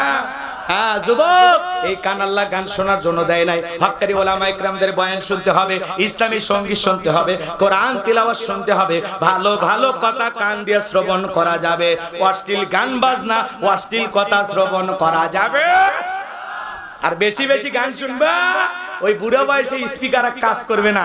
যখন ডাকবে দাদা, কয় তোর দাদি বাড়িতে নাই, কথা কয় না কেন, তখন আর কানে শুনবি না। এই জন্য যুবক ইয়ারফোন দিয়ে গান বাজনা শ্রবণ করা যাবে। রাগ করতেছেন মনে হয়, তাহলে মুমিন বান্দার 2 নাম্বার গুণাবলী, মুমিন বান্দা জবান দিয়ে সে কথা বলবে যে কথা বললে সব হয়। মুমিন বান্দা সেই কাজ চালু করবে যে কাজ চালু করলে সব হয়। মুমিন বান্দা সেইটাই শ্রবণ করবে যেইটা শুনলে সব হয়। এক কথায় সব আছে যেখানে আমরা আছি, গুনাহ আছে যেখানে আমরা নাই। তাহলে ভালো ভালো কাজ করব কার ভয়ে? গুনাহ থেকে বেঁচে থাকবো কার ভয়ে? এইবার মুমিন বান্দার 3 নাম্বার গুণাবলী, ওয়াল্লাযীনা হুম লিযাকাতি ফাইলুন। যুবক এই যে 3 এর পরে 4 এসে গেছে। 3 নাম্বার গুণাবলী, ওয়াল্লাযীনা হুম লিযাকাতি ফাইলুন। আল্লাহ যদি মুমিন বান্দাকে নিসাব পরিমাণে ধন সম্পদের মালিক বানায় দেয়, আল্লাহ যদি ধনী বানায় দেয়, মুমিন বান্দা সক্রিয়ভাবে হিসাব করে করে বছরে একবার কয় লাখ টাকায় কয় হাজার টাকা যাকাত আসে, কয় কোটি টাকার কয় লাখ টাকা যাকাত আসে, মুমিন বান্দা হিসাব করে করে বছরে একবার যাকাত দেবে কার ভয়ে? যাকাত দেওয়া নফল না ফরজ? যাকাত আল্লাহ কেন দিলেন? যাকাত আসছে দারিদ্রতা বিমোচন করার জন্য, যাকাত আসছে অভাব মুক্ত সমাজ রাষ্ট্র দেশ গড়ার জন্য, যাকাত আসছে রাস্তার ওই পারে 10 তালা এই পারে গাছতলা এর ব্যবধান দূর করার জন্য, যাকাত আসছে সমাজের মানুষের নিরাপদ নিশ্চিত বেঁচে থাকার গ্যারান্টি দেওয়ার জন্য। আমরা বলি না, এদেশের প্রধান যারা আছে তারা বলে না আমরা দারিদ্র মুক্ত বাংলাদেশ করতে চাই। এটা যদি আপনাদের মনের কথা হয়, দারিদ্র মুক্ত বাংলাদেশ করতে হলে যাকাত ভিত্তিক অর্থনীতি চালু করতে হবে। যাকাত ভিত্তিক অর্থনীতি চালু আমাদের দেশে আছে নাকি সুদ ভিত্তিক? সুদ ভিত্তিক অর্থনীতি হালাল না হারাম? কুকুরের বাচ্চা হয় অনেকগুলো 10টা 12টা বাইসে থাকে, যদি থাকতো এই গ্রামে চলতে পারতেন। গাবি বাছুর দেয় কয়টা? একটা। লক্ষ লক্ষ গাবি প্রতিদিন বাংলাদেশে জবাই হয়, কুরবানির সময় লক্ষ লক্ষ জবাই হয়। এরপরেও যদি এই গ্রামে তালাশ করা হয়, গরু বেশি পাওয়া যাবে না কুত্তে? কুকুর চেনেন না? মিস্টার ডগ চেনেন না আপনারা? এই গ্রামে কি কুকুর বেশি পাওয়া যাবে না গাবি? তার মানে হালালের সংখ্যা কম হোক, বরকত বেশি। কথা কয় না? কিয়ামত পর্যন্ত গরু খাই আমরা শেষ করতে পারবো না। কথা বলে ঠিক কি না? এটার দ্বারাই মুসলমানদেরকে বুঝে নিতে হবে যাকাত ভিত্তিক অর্থনীতি যতই বলুক মাথা পিছু এত আয়, যতই আপনাকে বলুক না কেন, কোনো লাভ নাই। এই অর্থনীতি ধ্বংস হতে সময় লাগবে না। কথা কয় না? কারণ এটা হারাম। সুদ ভিত্তিক অর্থনীতি কি হারাম। এখানে কোনো বরকত নাই, কোনো কল্যাণ নাই। মরিচিকা যেরকম চিক চিক চিক চিক করে, কাছে গেলে কি সোনার মতো মনে হয়? তো এইরকম সুদের টাকা খালি চিকমিক কি করবে, কিছুদিন পর ধ্বংস হইতে টাইম লাগবে না। কথা বলে ঠিক না? কারণ সুদের বৃদ্ধিকে ধ্বংস করে দেবেন কে? সেই গ্যারান্টি দিয়েছেন কে? আল্লাহ বলে আমি সুদের বৃদ্ধিকে ধ্বংস করি আর দান সদকা যাকাতের বৃদ্ধিকে বহুগুণে বাড়ায় দেই। বলেন সুবহানাল্লাহ। এদিকে কে খেয়াল করেন, স্বাধীনতার 50 বছর কেটে গেল, যারা যাকাত দিচ্ছে দিয়ে যাচ্ছে, যারা নিচ্ছে নিয়ে যাচ্ছে, মানুষের ভাগ্যের কোনো পরিবর্তন হচ্ছে না। কারণ আমাদের সে নিয়ম হলো কি, যাকাত মানে শাড়ি লুঙ্গি। কথা কয় না?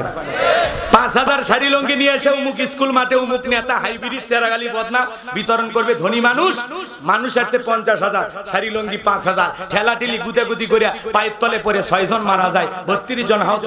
কর্তব্য এবার বাংলাদেশ প্রতিনিধি, নয়া দিগন্ত, কালের কণ্ঠ, যমুনা টেলিভিশন, সময় চ্যানেল, কথা কয় না? সব চ্যানেলে নিউজ প্রচার হয়ে গেল অমুক ধনী বেচারা জাকাতের শাড়ি লুঙ্গি বিতরণ করতে গিয়ে 6 জন মারছে। যাই জাকাতের শাড়ি লুঙ্গি বিতরণ করতে গিয়া পায়ের তলে ফেলে মানুষ মারছে।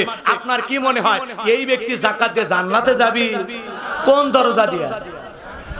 ও তো মানুষ হত্যাকারী, গুনাহ নিয়ে জাহান্নামে যেতে হবে। যাকাত দেওয়ার পদ্ধতি এইটা না। শোনেন শোনেন, ভালো করে শোনেন। আর যাকাত মানে শাড়ি লুঙ্গি না, এমন লুঙ্গি দেয় নিজের পরনে পরে থাকে আমানসা লুঙ্গি, 500 টাকা 1000 টাকা দাম, আর গরিবকে দেয় 200 টাকা লিটল লুঙ্গি, পরে থাকলে ওর জান্নাত জাহান্নাম সব বোঝা যায়। কথা কয় না? খেয়া মহিলা ওর বউরে পরে 2000 5000 টাকা দামের শাড়ি, আর গরিব মহিলাকে দেয় 300 টাকা দামের শাড়ি, ধুয়ে দিলে শাড়ি না মশারি খুঁজে পাওয়া যায় না। এই বড় লোক, এই শাড়ি তোর বউরে পরাস। এই শাড়ি তোর মেয়ের পরাস, কথা বলে ঠিক কি না? যদি দিতে হয় 5000 দেওয়ার দরকার নাই, সংখ্যায় 100 দেন, মান সম্পূর্ণ রুচিশীল ভালো কাপড় দেন। আর যাকাত মানে খালি শাড়ি লুঙ্গি নয়। হযরত ওমর ফারুক ডেকে বলেন, তোমরা যাকাতের অর্থ এমন ভাবে দাও যাতে এই ব্যক্তি যাকাতের জন্য পরবর্তী বছরে আর কারো দুয়ারে লাইন না দেওয়া লাগে। তার মানে আমার যাকাতের চেয়ে 5 লাখ টাকা আমি পুরো গ্রাম পৌঁছানোর দায়িত্ব নেব না, আমি এই গ্রামের সবচাইতে গরিব 5 জনকে টার্গেট করব। এই লোকটা বেকার, এর কোনো কাজ নাই, এর একটা অটো ভ্যান বা রিকশা কিনে দেব। 1-1.5 লাখ টাকা দিয়ে একটা অটো ভ্যান রিকশা কিনে দিলে তার একটা কর্মস্থানের ব্যবস্থা হয়ে গেল, দিনে 500-700 হাজার টাকা ইনকামের একটা কাজ হয়ে গেল। কথা কর না? এই ছেলেটা বেকার বসে আছে ওই মরিচের ঝালের বাজার, এই মরিচকালী বাজারে ছোটখাটো 1-1.5 লাখ টাকা দিয়ে একটা ছোটখাটো চায়ের দোকান দিয়ে দিলেন, অথবা ছোটখাটো একটা ব্যবসায়ী তারে বানায় দিলেন। আল্লাহ যদি চায়, ওর ভাগ্য যদি ভালো হয়, 2-4 বছর ব্যবসা করতে করতে ও নিজে যাকাত দেওয়ার মতো তৈরি হয়ে যাবে। একটা বিধবা বানায় দিয়েছে, শাড়িতে কিলাপ, সেলাই মেশিন কিনে দেন, 2টা ছাগলের বাচ্চা কিনে দেন, একটা গাভী গরু কিনে দেন, এগুলো লালন পালন করে আর ভাগ্যের চাকা ঘুরাবে। যাকাত দিয়ে, যাকাতের অর্থ দিয়ে মানুষের কর্মস্থানের ব্যবস্থা করে দিতে হবে। আর আমরা কি করি? 500 টাকার একটা করে নোট দিয়ে পুরো গ্রাম পৌঁছা করে যাকাত দিছি, দিয়ে গেল ফাটিয়ে ফেলে দিছি। ওই দেওয়ার কোনো দাম আছে? ওই দিয়ে মানুষের কোনো কল্যাণ হয়েছে? তাহলে যাকাত দিয়ে মানুষের কর্মস্থানের ব্যবস্থা করতে হবে। আর এই দেশের অধিকাংশ ধনীরা সঠিকভাবে যাকাত দেয় না। উনি ধনী মানুষ, ওনার যাকাতের চেয়ে 1 কোটি টাকা, কোনো মতে 10 লাখ টাকা যাকাত দিয়ে নিজের 90 লাখ টাকা যাকাত নিজে মারিয়া খায়। উনি ধনী মানার যাকাত আছে 10 লাখ টাকা, 2-3 লাখ টাকা নাম মাত্র যাকাত দিয়ে নিজের 6 লাখ টাকা যাকাত নিজে মারিয়া খায়। তার মানে ধনীরা সঠিকভাবে যাকাত দেয় না। এজন্য যাকাত ভিত্তিক অর্থনীতি চালু করতে হবে। আর এদেশের অনেক মন্ত্রণালয় আছে, একটা যাকাত মন্ত্রণালয় চালু করতে হবে। এদেশের বিজ্ঞ ইসলামিক স্কলার, দ্বীনের দায়ী আলেম ওলামা যারা আছে, তাদেরকে দায়িত্ব দিতে হবে। তারা ধনীদের তালিকা করে তাদের কাছ থেকে বছরে একবার যাকাত ধনীর কাছ থেকে আদায় করা লাগবে। ধনী দিবি না, কি করা লাগে? ধনীর যাকাত দেওয়া ফরজ, গরিবের যাকাত খাওয়া ফরজ নয়। ধনী যে গরিবের হাতে যাকাতের টাকা দিয়ে কি দয়া করছে? দয়া করে নাই। আমার দেওয়া ফরজ, গরিব আমার যাকাতের টাকা গ্রহণ করে আমাকে ফরজ ইবাদত পালনের সুযোগ করে দিয়ে গরিব বড় লোক দয়া করছে। কথা বোঝেন না? কথা বোঝেন না? রাগ করতেছেন মনে হয়? এদিক খেয়াল করেন বাজান গো আমার, যাকাত ধনী দিতে চায় না, যাকাত কি করা লাগে? কথা কয় না? এই দেশে জরিপ করে দেখা হয়েছে 10 বছর যদি যাকাত আদায় করা হয় আর গরিবদের তালিকা করে সঠিক পদ্ধতিতে যাকাতের টাকা বন্টন করা হয়, বাংলাদেশে 10 বছর পরে একজন গরিব যাকাতের জন্য খুঁজে পাওয়া যাবে না। বলেন আল্লাহু আকবার। ভালো করে বোঝার চেষ্টা করবেন। তাই বলে ডাল চোর চাল চোর ওদেরকে দিলে কিন্তু হবে না। কথা কয় না? তাম পৃথিবীতে তেলের খনি মাটির নিচে, বাংলাদেশে পীরগঞ্জে খাটের নিচে। মাননীয় প্রধানমন্ত্রী করোনার সময় 50 লাখ মানুষকে 2500 করে টাকা বিকাশে দিল। গরিব মানুষের কামাই নাই, বাবা গরিবকে পৌঁছায় দাও। নেতা কি করছে? নিজের বইয়ের নামে সিম কিনা গরিবের তালিকায় বইয়ের নাম লেখা 2500 টাকা তুলে খাইছে। যেই নেতা বইয়ের নামে সিম কিনা 2500 টাকা লোক সামলাইতে পারে না, যাকাতের এত বিপুল পরিমাণে অর্থ ওরে দিলে সব টাকা সুইস ব্যাংকে জমা করবে। ওদেরকে দেওয়া যাবে না, দেওয়া লাগবে আলেমদেরকে, যারা আমানতদারিতা রক্ষা করবে। কথা ঠিক কি না? তাহলে ধনী যাকাত দেবে না, যাকাত আদায় করা লাগবে। মুসা আলাইহিস সালামের নাম আপনারা শুনেছেন? মুসা আলাইহিস সালাম কারুনকে যা বলে, কারুন রে যাকাত দিতে হবে। কারুন ডেকে বলে আমি যাকাত দিতে পারবো না। মুসা নবী ডেকে বলে, কারুন রে যাকাত না দিলে যাকাত আদায় করা হবে। মুসা নবী রাগ কম না বেশি? যে নবী রেগে গেলে মাথার টুপি ভেদ করে চুল খাড়া হয়ে যায়। একটা মানুষের কত রাগ হলে মাথার টুপি ভেদ করে চুল খাড়া হয়? কি মনে করছেন? রাগ কম না বেশি? যে নবী আজরাইল থাপ্পড় মারে, আর রাগ কম না বেশি? যে নবী এক ঘুষি দিয়ে কিপটিক মেরে ফেলে দেয়, রাগ কম না বেশি? যে নবী ছাগল ফসল খাইছে, রাগ করে ছাগলও কাছার মারে, তাহলে রাগ কম না বেশি? সেই নবী কারুন যা বলছে, কারুন যাকাত দেওয়া লাগবে। কারণ তখন বলে ঠিক আছে, রাগ করার দরকার নাই, বুঝতে পারছি, দিতে হবে কত? মুসা আলাইহিস সালাম ডেকে বলে 2.5% দিতে হবে। কারণ ডেকে বলে ঠিক আছে, হিসাব নিকাশ করে আমি দেখি কত টাকা যাকাত দেওয়া যায়। এইবার কারণ হিসাব নিকাশ করে দেখে বাজান 7 দিন 7 রাত বিপুল পরিমাণে আল্লাহ অর্থ দিয়েছিল কারণকে। 70টা উট লাগতো চাবি বহন করতে। চাবি যদি এত হয় তালা কত, আর তালা যদি এত হয় সিন্ধুকে মাল কত, ছোট মাথায় ধরবে না। কারণ এইবার হিসাব নিকাশ করে দেখে 7 দিন 7 রাত হাজার হাজার কর্মচারী যদি যাকাত দেয়, এরপরে যাকাতের টাকা দিয়ে ফুরানো যাবে না। এমনি তো কৃপণ পায়ে স্যান্ডেল দেয় না ক্ষয় যাবে বলে, গায়ে জামা পরে না ছিঁড়ে যাবে বলে, সেই কৃপণ কি এত টাকা যাকাত দিতে পারবে? যাকাত দিতে রাজি হলো না। সে কি করলো? নবী মুসা আলাইহিস সালামের বিরুদ্ধে একটা ষড়যন্ত্র করলো। এলাকায় একটা 2 নাম্বার মহিলা ছিল, নাম হলো সবদা। সবদা নামের পতিতার কাছে যা বলে, সবদারে আমি তোরে 2 বস্তা টাকা দেব, বিনিময়ে একটা সাক্ষী দিতে হবে। 1 বস্তা টাকা অ্যাডভান্স হিসেবে দিয়ে দিলাম, আর আগামী কালকে মুসা আলাইহিস সালাম ভরা মজলিসে জনগণের সামনে যখন ওয়াজ করবে, তাওহীদের কথা বলবে, আল্লাহর পথে মানুষকে দাওয়াত দিবে, ওই ভরা মজলিসে দাঁড়াইয়া একবার শুধু বলবি, মুসা নবী দিনের বেলা ওয়াজ করে আর রাতের বেলা আমি সবদার সাথে রাত কাটাই, বাস এতটুকু কথা বললেই যথেষ্ট, বাকি যা করার আমি করব। সবদা যেহেতু 2 নাম্বার মহিলা, রাজি হয়ে গেল। পরের দিন সকালবেলা আল্লাহর নবী মুসা আলাইহিস সালাম হাজার হাজার জনতার সামনে ওয়াজ নসিহত করে উপদেশ দিয়ে মানুষকে বুঝাইতেছিলেন। ওই ভরা মজলিসে সবদা মুসা আলাইহিস সালামের আলোচনা শুইনা পাষাণ হৃদয় গইলা চোখ দিয়া পানি ঝরতেছে।